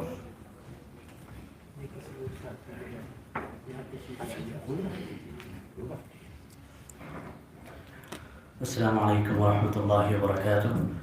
بسم اللہ الرحمن الرحیم۔ مجاہد ملت حضرت مولانا حفظ الرحمان سیوہاروی علیہ الرحمہ کی ذات گرامی ایک عبقری شخصیت تھی جن کی خدمات مختلف جہات میں پھیلی ہوئی ہیں۔ چنانچہ یہی وجہ ہے کہ آپ کے سانحہ ارتحال سے ملک ہندوستان ہی میں نہیں بلکہ عرب ممالک و دیگر ممالک سے مختلف تعزیتی خطوط موصول ہوئے، جس کے چند اقتباسات آپ کی خدمت میں پیش کیے جاتے ہیں۔ صدر متحدہ عرب جمہوریہ محترم جناب سید جمال عبد الناصر آپ کی رحلت پر گہرے رنج و الم کا اظہار کرتے ہوئے لکھتے ہیں کہ مولانا حفظ الرحمان سیوہاروی جنرل سیکریٹری جمعیت علماء ہند کی خبر وفات میں نے گہرے رنج و غم کے ساتھ سنی۔ بلا شبہ ہم ایک جید عالم دین سے محروم ہو گئے۔ انہوں نے اسلام کی خدمات جو انجام دی ہیں وہ ہمیشہ زندہ رہیں گی۔ اسی طریقے سے محترم جناب ڈاکٹر ریاض العطر اپنی اور علماء عرب متحدہ جمہوریہ کی جانب سے آپ علیہ الرحمہ کے متعلق تعزیتی ایک طویل خط میں لکھتے ہیں كان مولانا حفظ الرحمن عليه رحمة الله عالما دينيا واسع الأفق، عمل لدينه وخلف وراءه سجلا حافلا بالصفحات البيضاء في الجهاد والقيم الأخلاقية. ومع شعورنا بالألم يهول الفاجعة التي أصابت الشعب الهندي وجمعية علماء الهند بفقد هذه الشخصية الفذة العاملة في ميدان المحبة والسلام والجهاد الوطني، فإنه لا يسعني إلا أن أعرب بالنيابة عن علماء الجمهورية العربية المتحدة الخاصة وإخوانكم هناك عامة عن عظيم الأسف والألم والخسارة القادحة. اسی طریقے سے قادر الکلام شاعر، بے باک صحافی، ادیب دوراں محترم جناب عبدالکریم آغا شورش کاشمیری، ایڈیٹر چٹان لاہور سے بذریعہ تال لکھتے ہیں: مولانا حفظ الرحمن صاحب کے وصال سے دل پر جو بجلی گری ہے ناقابل بیان ہے. ان کی وفات ایک بے مثل عالم دین، عظیم رہنما، مجاہد حق اور مسلمانان ہند کی آخری موت ہے. اسی طریقے سے آپ علیہ الرحمہ ہندوستانی مسلمانوں کے حقوق کے تحفظ میں آپ نے وہ کردار ادا کیا کہ ہندوستانی تاریخ اس کی نظیر نہیں پیش کر سکتی. چنانچہ آپ رحمۃ اللہ علیہ کے متعلق آنکھوں دیکھا حال بیان کرتے ہوئے پڑوسی ملک پاکستان لاہور سے حضرت مولانا داؤد غزنوی رقم دراز ہیں. حضرت مولانا اپنے علم و فضل کے لحاظ سے ملک کے ممتاز ترین علماء میں سے تھے. اسلامی غیرت و حمیت اور اس کے لیے جانثاری میں قابل رشک مقام رکھتے تھے. ان کی خدمات علماء کی تنظیم اور ان کے مقام کو بلند کرنے میں بے مثال تھی. تقسیم سے پہلے اور تقسیم کے بعد وہ اسلام کے نیڈر بہادر سپاہی بھی تھے اور کمانڈر بھی تھے. میں نے خود اپنی آنکھوں سے دیکھا ہے کہ تقسیم کے بعد وہ مسلمانوں کا تنہا سہارا تھے. انہوں نے اسمبلی کے باہر جس جرأت اور بے باکی سے مسلمانوں کے حقوق کے تحفظ کے لیے آواز بلند کی، آج اس کا کوئی بدل نظر نہیں آتا. وہ حسن اخلاق، مروت، ہمدردی، ایثار نفسی اور تحمل و بردباری کے مجسمہ تھے. ان کے فراق پر آنکھیں اشک بار ہیں، دل حزین و غمگسار ہے، لیکن رضا بالقضاء کا تقاضا یہی ہے کہ ہم اپنے رفیق قدیم کی جدائی پر انا للہ و انا الیہ راجعون کہیں اور ان کے حق میں دعا کریں. اسی طریقے سے صدر جمعیت علماء پاکستان مولانا عبدالحامد بدایونی لکھتے ہیں: مولانا حفظ الرحمن سیوہارا ضلع بجنور. مولانا حفظ الرحمن بہترین خطیب و مقرر تھے. ان کی تقاریر میں جوش و ولولہ، خطابت، علمی مواد ہوتا، ہر ذوق کا سامان ہوتا. سیاسی تقاریر کے علاوہ میں نے چند تقاریر سیرت نبویہ پر بھی سنی. بلا شبہ یہ تقاریر یادگار حیثیت رکھتی ہیں. کاش اس زمانے میں ٹیپ ریکارڈ ہوتے، کاش اس زمانے میں ٹیپ ریکارڈ ہوتے تو یہ ریکارڈ کی جاتی. آپ علیہ الرحمہ کے قلب و جگر میں امت مسلمہ کا درد کس انداز سے موجزن تھا، اس تعلق سے صدر جمعیت علماء پاکستان لکھتے ہیں: مولانا اگرچہ شروع سے لے کر آخر تک کانگریسی رہے، لیکن ان کے اندر مذہبی تڑپ، ملت اسلامیہ کی ضرورتوں کا احساس، مسلمانوں کی تباہی و بربادی کے تاثرات زیادہ سے زیادہ موجود تھے. وہ جہاں اسمبلی کے اندر مسلمانوں کے معاملات پر آزادی کے ساتھ بولتے، وہیں حکومت کے بینچوں میں بیٹھ کر کلمہ حق بلند فرماتے. پورے ہندوستان میں جہاں کہیں بھی مسلمانوں پر کوئی آفت آتی، مولانا حفظ الرحمن مستربانہ انداز میں موقع واردات پر پہنچ کر مصیبت زدوں کی امداد و اعانت فرماتے. مولانا کی یہ خدمات جلیلہ تاریخ فراموش نہیں کر سکتی. اسلامیان ہند کی طرح پاکستان کے علماء بھی مولانا مرحوم کو فراموش نہیں کر سکتے. اللہ تعالیٰ ان کی خدمات کو قبول فرمائے. آمین. وآخر دعوانا الحمد للہ رب العالمین.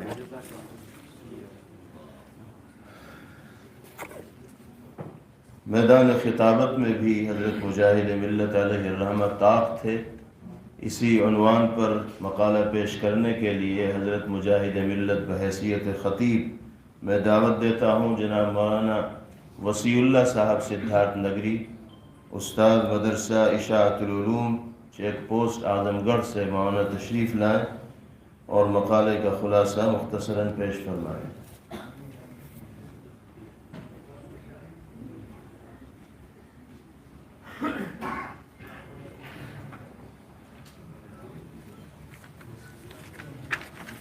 السلام علیکم ورحمۃ اللہ وبرکاتہ.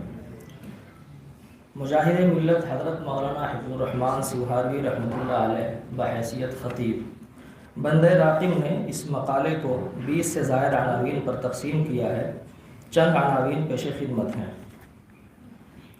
مجاہد ملت رحمۃ اللہ علیہ کی خطابت فن خطابت کی روشنی میں آپ کی طلاقت و فصاحت، اسلوب خطابت، صلابت رائے، اظہار حق، خطبات کے موضوعات، برطانوی حکومت سے برملا خطاب، مجاہد ملت کا دلچسپ موضوع، مجاہد ملت کی خطابت میں اقلیتوں کے مسائل، حوصلہ بخش خطابت، مجاہد ملت کی خطابت میں حب الوطنی کا درس، مسلمانوں سے مطالبہ وفاداری اور مجاہد ملت رحمہ اللہ کی خطابت، مجاہد ملت کی خطابت میں نظریاتی استقامت، مجاہد ملت کی خطابت میں بزدلوں کے لیے درس، مجاہد ملت کے خطبات سے احساس کمتری کا خاتمہ، مجاہد ملت کی خطابت اور اردو زبان کا تحفظ، مجاہد ملت کی خطابت میں مسلم یونیورسٹی علی گڑھ کا تذکرہ، مجاہد ملت کی خطابت میں نصابی کتب کا مسئلہ، مجاہد ملت کی خطابت میں سیرت نبوی کا پہلو۔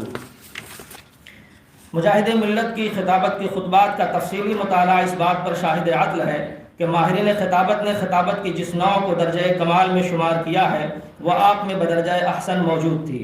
ماہرین نے فنی اعتبار سے خطابت کی 4 قسمیں بیان کی ہیں: مکتوبی، حفظی، اعدادی، ارتجالی۔ ان میں آخری اور چوتھی قسم وہ ہے جس میں فن خطابت کا اصلاً ظہور ہوتا ہے۔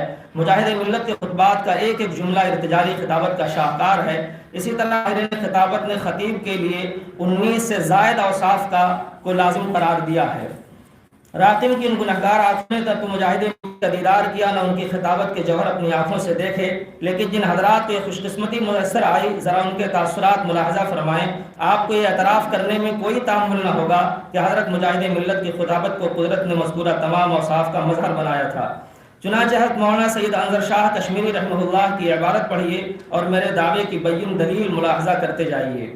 آپ لکھتے ہیں، مسائل کو دھکیلنے کی طاقت جہاں ان کو اپنی فہم و ذکا سے حاصل ہوئی تھی، اس طاقت کی کمک خطابت اور بے مثال قوت بیانیہ سے انہوں نے پائی تھی۔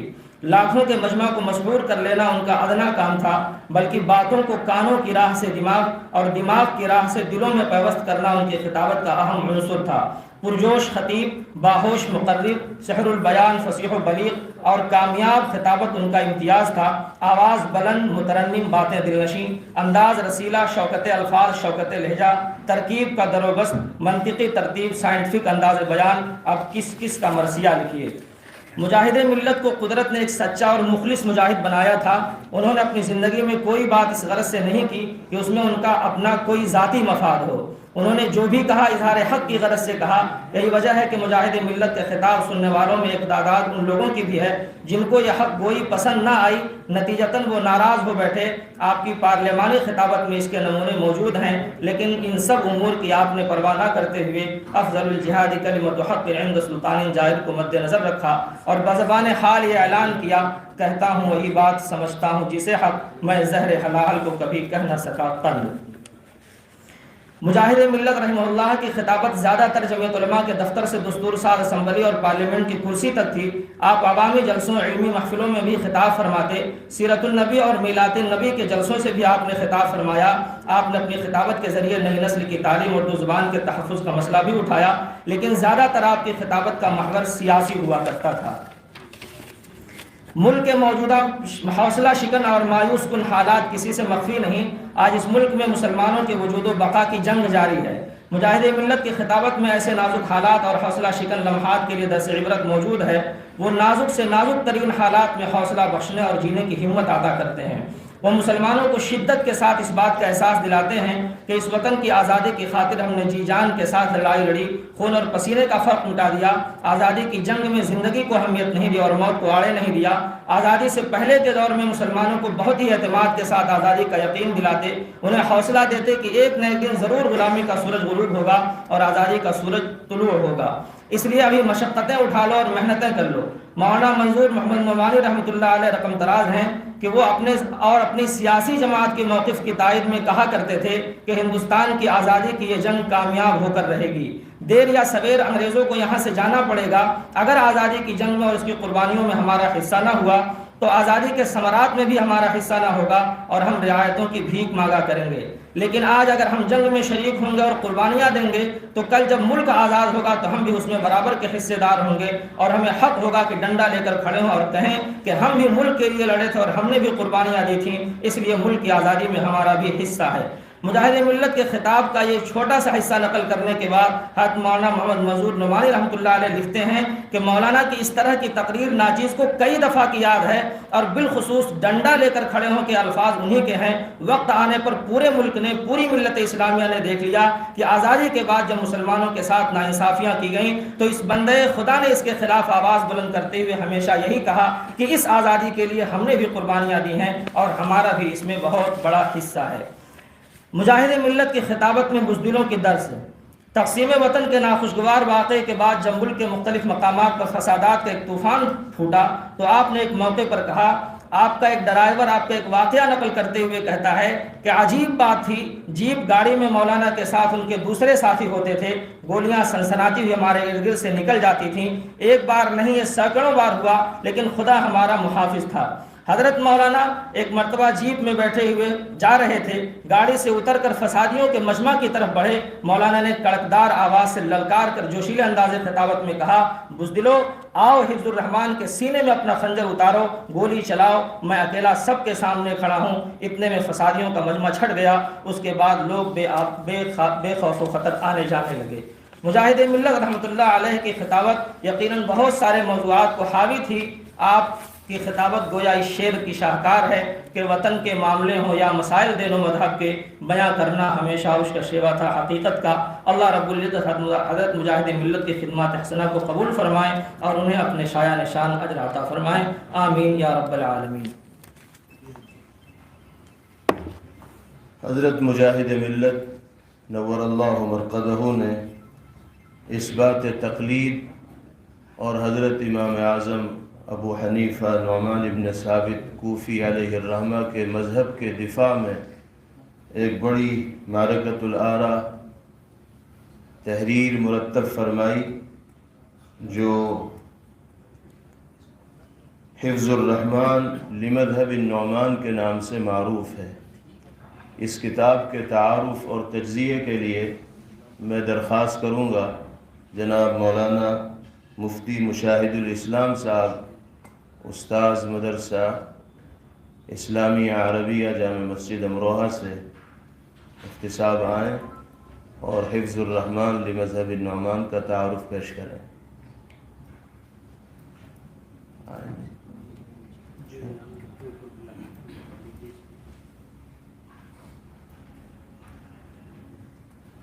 مفتی صاحب ابھی آئے نہیں ہیں۔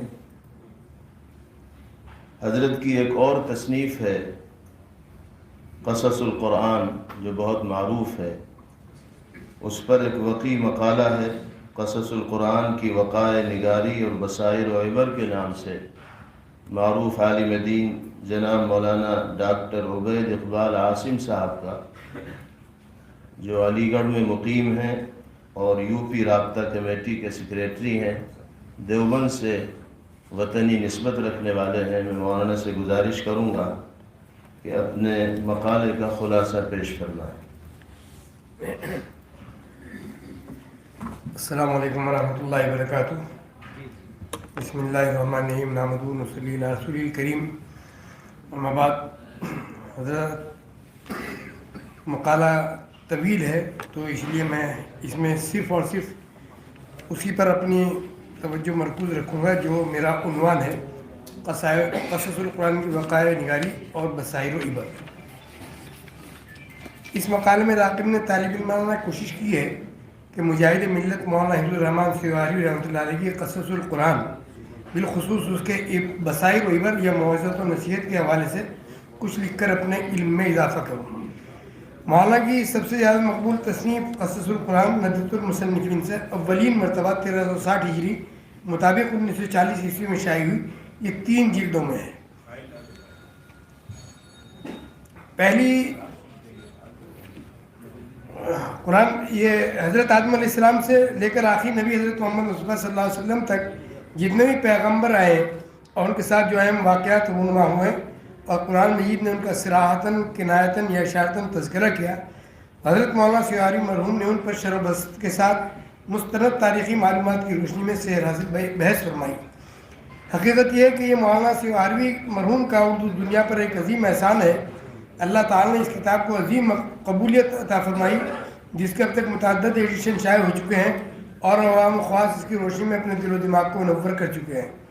کتاب کی پہلی جلد حضرت آدم علیہ السلام، قابیل و حابیل، حضرت نوح، حضرت ادریس، حضرت ہود، حضرت صالح، حضرت ابراہیم، حضرت اسماعیل، حضرت اسحاق، حضرت یعقوب، حضرت لوط، حضرت یوسف، حضرت شعیب، حضرت موسیٰ، حضرت ہارون علیہ السلام کے واقعات پر مشتمل ہے، جن کے ذیل میں بہت سے علمی مباحث، انکشافات حقائق اور واقعات کی تاریخی نوعیتوں پر بہت دلچسپ انداز میں بحث کی گئی ہے۔ دوسری جلد میں حضرت یوشع بن نون، حضرت حزقیل، حضرت الیاس، حضرت الیسع، حضرت شمویل، حضرت داؤد، حضرت سلیمان، حضرت ایوب، حضرت یونس، حضرت ذوالکفل، حضرت عزیر، حضرت زکریا، حضرت یحییٰ علیہ السلام کے حالات و واقعات، ان کے انداز و تبلیغ و تذکیر اور ان کے ساتھ اور ان کی قوموں کے رویوں پر تفصیلی کلام کیا گیا ہے۔ تیسرا حصہ بحیثیت مجموعہ افراد کے تذکرے پر مشتمل ہے، جن میں بعض حضرات کو پیغمبروں میں تو شمار نہیں کیا جاتا، لیکن ان کا ذکر قرآن مجید میں بہت اچھے انداز میں کیا گیا ہے، جیسے حضرت لقمان، ذوالقرنین رضی اللہ عنہ۔ ایسے ہی بہت سی وہ قومیں جو کسی جگہ خاص واقعہ یا کسی خاص حکمت و مصلحت کی بنا پر اصحاب کے سابقے کے ساتھ قرآن مجید میں ذکر کی گئیں، مثلا اصحاب قریہ یا اصحاب یاسین، اصحاب السبت، اصحاب الرس، یاجوج و ماجوج، اصحاب الکہف والرقیم، سبا اور سیل ارم، اصحاب الاخدود، اصحاب الفیل وغیرہ۔ مؤلف مرحوم کی نے جو حضرت آدم علیہ السلام کے ذکر سے شروع اس کتاب میں مرحوم نے مختلف صورتوں میں کسی پیغمبر کے تذکرے حوالے سے ان صورتوں اور آیتوں کو بتایا جہاں مذکورہ پیغمبر علیہ السلام کا ذکر آیا ہے، وہاں یہ بھی بتایا کہ یہ ذکر کن حوالوں سے آیا۔ مثلا حضرت آدم علیہ السلام کے تعلق سے قرآن مجید میں ذکر آدم، خلقت آدم، مسئلہ مسجد ملائکہ، انکار ابلیس، رب العالمین سے ابلیس کا مکالمہ، ملونیت ابلیس اور تا قیامت کی مہلت، خلافت آدم پر فرشتوں کا اظہار تعجب وغیرہ، یہ بہت سے عنوانات جن میں نے استقامت دی ہے۔ حضرت ابراہیم علیہ السلام کے تعلق سے مقیم یورپ اسپرنگر، سنوک اور وینسک نے جو حضرت صلاحیہ کی ہیں انہیں آپ نے اسلام دشمنی پر تعبیر کرتے ہوئے اختراع اور من گھڑت بتایا ہے، اور تاریخی طور پر یہ ثابت کیا ہے کہ ان نام نہاد مورخین نے یہ کہنے حضرت ابراہیم علیہ السلام کا تذکرہ آپ کی مکی زندگی میں نہیں ملتا، یا قرآن مجید نے آپ کی مکی زندگی میں حضرت ابراہیم علیہ السلام کا ذکر نہیں کیا، اور مدینہ میں غلبہ یہود سے متاثر ہو کر آپ نے حضرت ابراہیم علیہ السلام کے تعلق سے قرآنی آیات پیش بالقصد اسلام اور رسول اکرم صلی اللہ علیہ وسلم پر بہتان ترازی و الزام تراشی کی ہے۔ اسپرنگر کا یہ کہنا کہ قرآن پاک میں جس قدر مکی آیات اور صورتیں ہیں ان میں کسی ایک مقام پر بھی اسماعیل علیہ السلام کا ابراہیم علیہ السلام کے ساتھ رشتہ نظر نہیں آتا، اور ان کے تذکرے کی ایک آیت بھی ایسی نہیں ملتی جو ان کو موسی سے کعبہ، اسماعیل کا باپ، عرب کا ہادی اور پیغمبر اور ملت حنیفی کا داعی ظاہر کرتا ہو۔ اپنی بہترین باتوں کا خلاصہ اسپرنگر بہی طور کرتا ہے، یہاں میں نے اسپرنگر کا وہ قول نقل کیا ہے۔ اس کے بعد جو ان کا رد ہے وہی میں نے بتایا کہ کس طریقے سے مولانا نے اس کا رد کیا ہے۔ حضرت کم و بیش 120 صفحات پر مشتمل حضرت ابراہیم، حضرت اسماعیل، حضرت اسحاق علیہ السلام کے واقعات کے ضمن میں مؤلف مرحوم نے قرآنی آیات و احادیث مبارکہ اور تاریخی و تحقیقی حقائق کی روشنی میں مستشرقین کے بغض و عناد کا بھی جائزہ لیا ہے، اور اسرائیلی روایات کے صحیح و غلط ہونے پر بھی بحث کی ہے۔ جو اسرائیلی روایات قرآن و حدیث سے متعارض نہیں ہیں اور تاریخی طور پر ان کا اس بات بھی پایا جاتا ہے، انہیں ذکر کرنے میں کوئی تعمل نہیں کیا ہے، البتہ جو روایات من گھڑت ہے اور حقائق کے خلاف ہے ان کا بھرپور جائزہ لیتے ہوئے رد کیا گیا ہے۔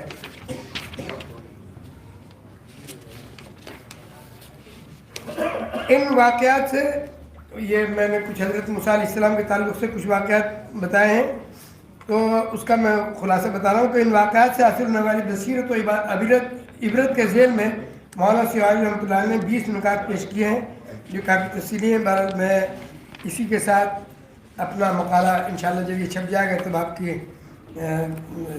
نظر پہ آئے گا انشاءاللہ ثم انشاءاللہ۔ وآخر دعوانا الحمدللہ رب العالمین۔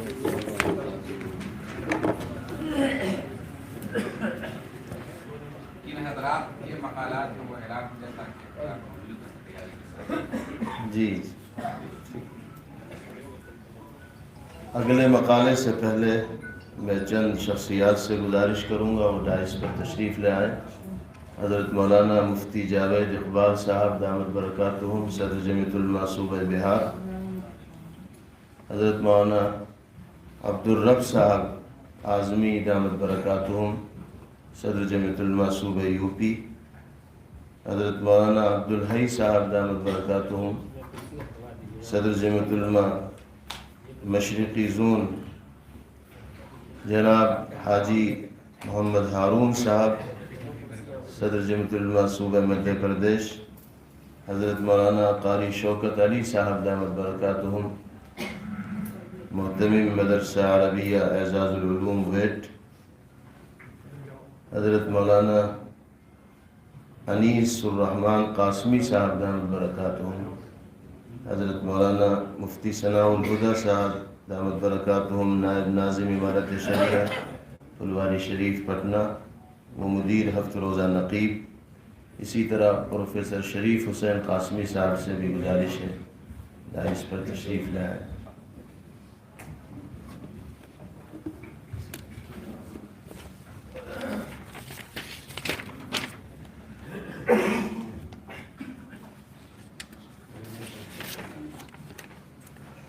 اب اس کے بعد حضرت مولانا حفظ الرحمان سوہاروی علیہ الرحمہ بحیثیت تبصرہ نگار، اس عنوان پر مختصر سا مقالہ پیش کرنے کے لیے میں دعوت دے رہا ہوں حافظ محمود ضیاء سلمہ کو، جو صاحبزادے ہیں معروف صاحب قلم مولانا ضیاء الحق صاحب خیر آبادی دامت برکاتہم کے، جو حضرت فخر المحدثین نور اللہ مرقدہ سے متعلق سیمینار کے کنوینر بھی ہیں، درجہ فارسی کے طالب علم ہیں حافظ محمود۔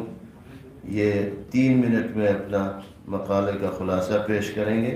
حضرت مجاہد ملت علیہ الرحمہ بحیثیت تبصرہ نگار۔ السلام علیکم ورحمۃ اللہ وبرکاتہ۔ صدر ذی وقار، محترم علماء کرام اور حاضرین مجلس، میرے مقالے کا عنوان مجاہد ملت مولانا حفظ الرحمان سیوہاروی بحیثیت تبصرہ نگار ہے۔ مکمل مقالہ تو انشاءاللہ مجموعہ مقالات میں شائع ہوگا، وقت کے اندر گنجائش کے اعتبار سے اس کے کچھ حصے پیش کرتا ہوں۔ حضرات گرامی، جمعیت علماء ہند کی 100 سالہ تاریخ میں اس کے ممتاز قائدین اور عبقری شخصیات میں ایک اہم نمایاں نام مجاہد ملت حضرت مولانا حفظ الرحمان صاحب سیوہاروی رحمۃ اللہ علیہ کا ہے۔ آپ جید الاستعداد، مدرس، شعلہ بیان، مقلد، بہترین ادیب و قلمکار اور دیگر بہت ساری خوبیوں اور محاسن و کمالات کے مالک تھے۔ دارالعلوم دیوبند اور جامعہ تعلیم الدین ڈھابل جیسے اداروں میں تدریسی خدمات انجام دیں۔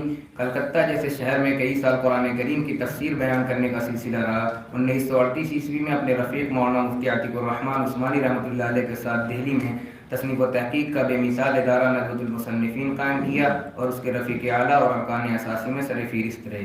اسی دور میں قصص القرآن، اخلاق و فلسفہ اخلاق اور اسلام کا اقتصادی نظام جیسی محققانہ اور بلند پایہ علمی کتابیں بھی تصنیف کیں، مگر زندگی کے آخر ایام میں ملک و ملت اور قوم و وطن کے لیے بے لوث اور پرخلوص قربانیوں اور غیر معمولی ملی و سیاسی خدمات کی وجہ سے آپ کے یہ علمی کارنامے پردہ خفا میں چلے گئے اور عام ذہنوں میں آپ کی یہی بے لوث و مخلصانہ قربانیاں اور ملی خدمات ہی اجاگر رہیں۔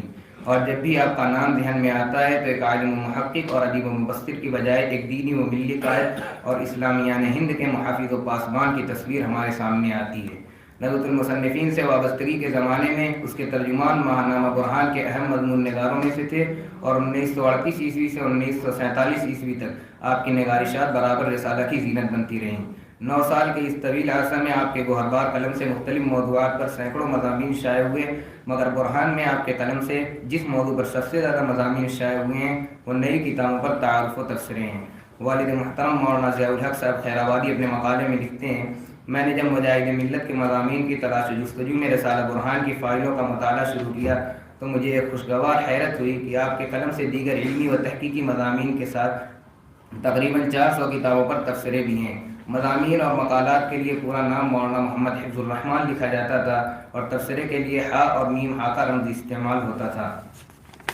مجاہد ملت رحمۃ اللہ علیہ کے ان تبصروں کو تعارف کہنا زیادہ مناسب ہے۔ اکثر تبصرے آدھا یا ایک صفحہ پر مشتمل ہیں، بعض تو نصف صفحہ سے کم ہیں۔ مئی 1940 عیسوی سے ستمبر 1961 عیسوی تک 400 کے قریب کتابوں پر تبصرے شائع ہوئے ہیں۔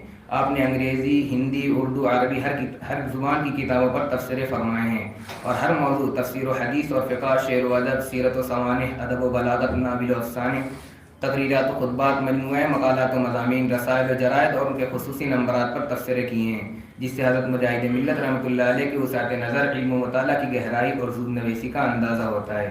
یہ حضرت مجاہد ملت کے غیر معمولی علمی شغف کی بات ہے کہ انہوں نے مختلف سیاسی و ملی مشغولیات و مصروفیات میں رہتے ہوئے بھی اتنی کثیر تعداد میں تبصرے تحریر کیے ہیں۔ ان تبصروں سے یہ بھی معلوم ہوتا ہے کہ اردو، عربی اور فارسی کی طرح انگریزی زبان پر بھی آپ کو قدرت حاصل تھی۔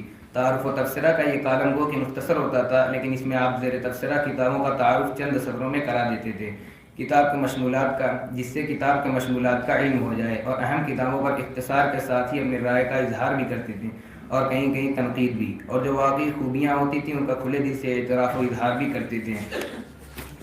آج جن دو شخصیات پر سیمینار منعقد ہو رہے ہیں، اس میں ایک اہم شخصیت فخر المحدثین حضرت مولانا سید فخر الدین احمد مراد آبادی نور اللہ مرقدہ کی ہے۔ اس مناسبت سے ان کی اہم ترین کتاب القول الفصیح پر تبصرہ ملاحظہ فرمائیں۔ مولانا لکھتے ہیں، اب تک صحیح بخاری کی جتنی بھی شروح لکھی گئی ہیں، حدیث کی کسی اور کتاب کی نہیں لکھی گئی ہیں، مگر یہ عجیب بات ہے کہ صحیح بخاری کے ابواب و کتب کا باہمی ربط و تناسب اور تراجم کی توضیح و تشریح میں درس بخاری کے سلسلے میں سب سے زیادہ اہم اور دشوار چیز ہے۔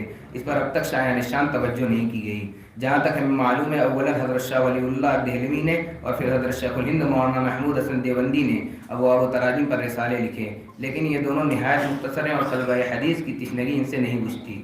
خوشی کی بات ہے کہ مولانا سید فخر الدین احمد صاحب نے، جو ہندوستان کے جید عالم ہیں اور ایک مدت سے صحیح بخاری کا درس دے رہے ہیں، اس طرف توجہ کی اور اس موضوع پر ایک ضخیم کتاب تصنیف کر کے فن حدیث کی ایک اہم ضرورت کو پورا کر دیا۔ اس کتاب میں آپ نے نہایت خوبی اور عمدگی کے ساتھ صحیح بخاری کے ابواب و کتب کی باہمی مناسبت اور تقدیم و تاخیر کے وجود اور مطالب کتاب و باب کی تشریح و توضیح کی ہے۔ ضمناً ابواب سے متعلق کہیں کہیں دوسرے مباحث اور محدثین اور ارباب مذاہب کے اختلافات کی طرف بھی اشارے کرتے گئے ہیں۔ کتاب کے آخر میں ایک غلط نامہ بھی ہوتا تو اچھا تھا۔ کبھی امید ہے کہ علماء اور طلبہ حدیث دونوں اس کتاب سے فائدہ اٹھائیں گے۔ ماہنامہ برہان، مئی 1942۔ وقت کی رعایت کرتے ہوئے انہی چند کلمات اور اقتباسات پر بات ختم کرتا ہوں۔ وآخر دعوانا الحمدللہ رب العالمین۔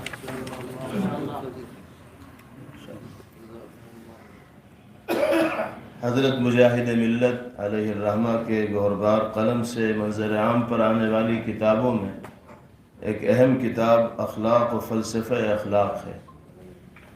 اس کتاب کے تعارف و تجزیے کے لیے میں درخواست کروں گا جناب مولانا نوشاد احمد صاحب معروفی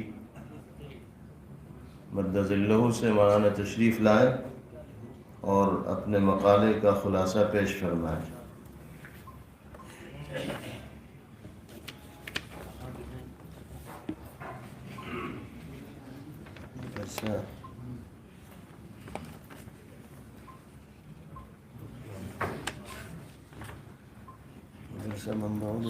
جی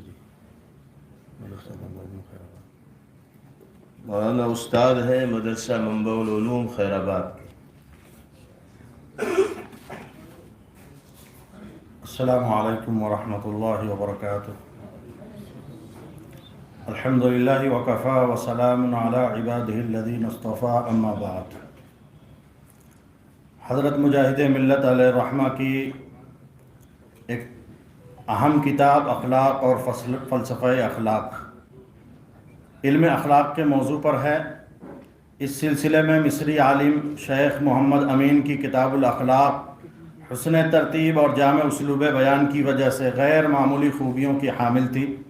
حضرت مجاہد ملت نے اردو زبان کے دامن کو اس علم کے جواہر پاروں سے بھرنے اور اسلامی اخلاقی تعلیم کو دلائل و براہین کی روشنی میں پیش کرنے کے لیے اپنی اس کتاب کو، اس تصنیف کو اس کی بنیاد بنایا اور کتاب کو 4 حصوں پر تقسیم کیا۔ پہلا حصہ، اس میں ان موضوعات پر بحث کی جن میں عادتاً علم النفس زیر بحث آتا ہے۔ دوسرے حصے میں اخلاق کے معیاری نظریوں اور ان کے متعلقات پر اور علم الاخلاق کی تاریخ پر روشنی ڈالی گئی۔ تیسرے حصے میں علم اخلاق کی عملی زندگی کی تشریح زیر بحث ہے۔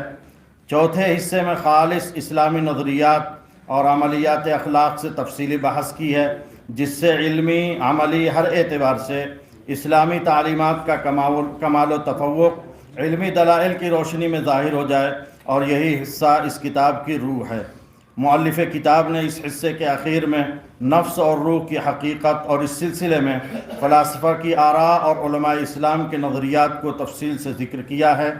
کتاب کے اخیر میں اخلاقی، اسلامی، عملی مظاہر کی وسعت و اہمیت کا تذکرہ کرتے ہوئے مثبت اور منفی دونوں پہلوؤں پر سیر حاصل بحث کی ہے۔ تلاش بسیار کے باوجود بھی اپنے قرب و جوار میں اس کتاب کا مطبوعہ نسخہ حاصل کرنے میں کامیاب نہیں ہو سکا۔ PDF فائل دستیاب ہوئی جو 543 صفحات پر مشتمل مارچ 1971 ہجری میں مکتبہ رحمانیہ اردو بازار لاہور سے شائع، جو غالباً ندوۃ المصنفین کے نسخے کا عکس ہے۔ اس لیے اس کتاب کی اپنے مشمولات کی ندرت اور اپنے مضامین کی جامعیت کی بنا پر اثر نو اشاعت کی ضرورت ہے۔ وآخر دعوانا ان الحمد للہ رب العالمین۔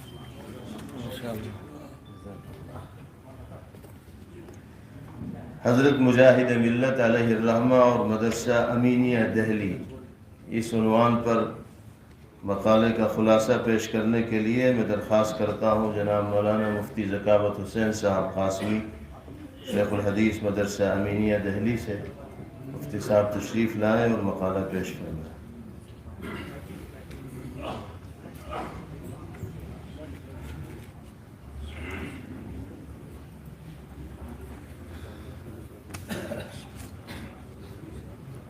السلام علیکم ورحمۃ اللہ وبرکاتہ۔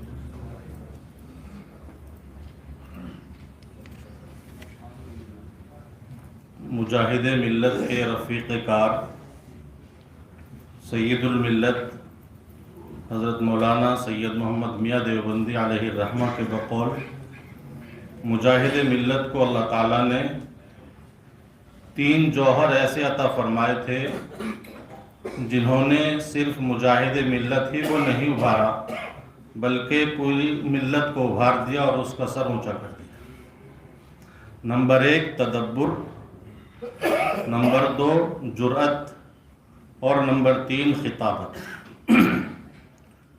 اول الذکر جوہر تدبر ہی کے نتیجے میں باری تعالیٰ نے آپ کو اصابت فکر اور صلابت رائے سے بھی نوازا تھا، بلکہ فکر و رائے کی اصابت و صلابت اپنے واجب الاحترام بزرگوں اور لائق شفقت خردوں کے سامنے بھی ممتاز و نمایاں رہتی تھی، اور اپنے اختیار کردہ موقف کسی کی رعایت و حمایت میں چھوڑنے کے لیے کسی بھی طرح آمادہ نہیں ہوتے تھے۔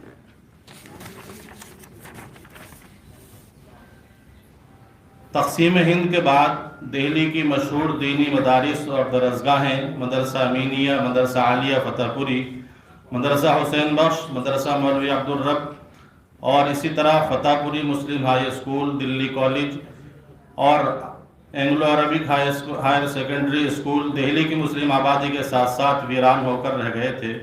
ان سب مدارس و تعلیم گاہوں کو نئے سرے سے زندہ کرنے اور باقی رکھنے میں اور ان کی مشکلات کو دور کرنے میں بہت بڑا حصہ حضرت مجاہد ملت کی مسلسل کوششوں کا ہے، اور وہ بذات خود ان تمام اداروں کی مجالس کے رکن رکین اور مددگار رہے، اور اپنی انتہائی عدیم الفرصتی کے باوجود ان کی میٹنگوں میں پورے فکر و اہتمام کے ساتھ شریک ہوتے اور ان کے مسائل کو حل کراتے تھے۔ اس اقتباس کا خلاصہ یوں بھی بیان کیا جا سکتا ہے کہ دہلی کو دینی اور ملی اعتبار سے اجڑنے کے بعد آباد کرنے میں مجاہد ملت کا ایک عظیم اور بڑا کردار ہے۔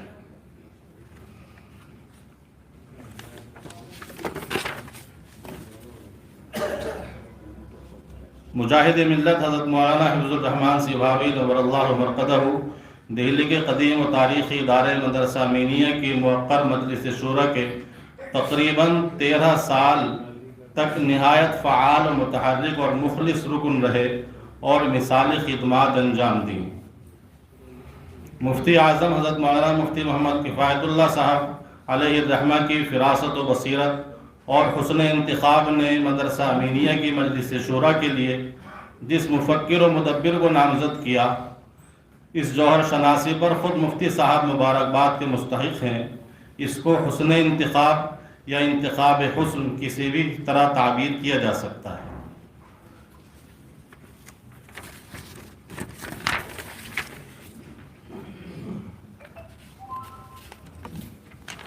اس میں ایک خاص بات حضرت مولانا حفظ الرحمان سیوہاروی کے انتقال پر مدرسہ امینیہ کے ریکارڈ میں جو تجویز تعزیت ہے وہ آپ کے سامنے پیش ہے۔ مجاہد ملت کی وفات قوم و ملک کے لیے سانحہ عظیم تھی۔ ہندوستان کے سینکڑوں مدارس و مکاتب اور تعلیم گاہوں بشمول مدرسہ امینیہ کے لیے اپنے ایک مخلص ہمدرد اور مشیر و سرپرست سے محرومی کا باعث بھی۔ اسی لیے مدرسہ امینیہ کے ارباب شورا نے مجاہد ملت کی حمد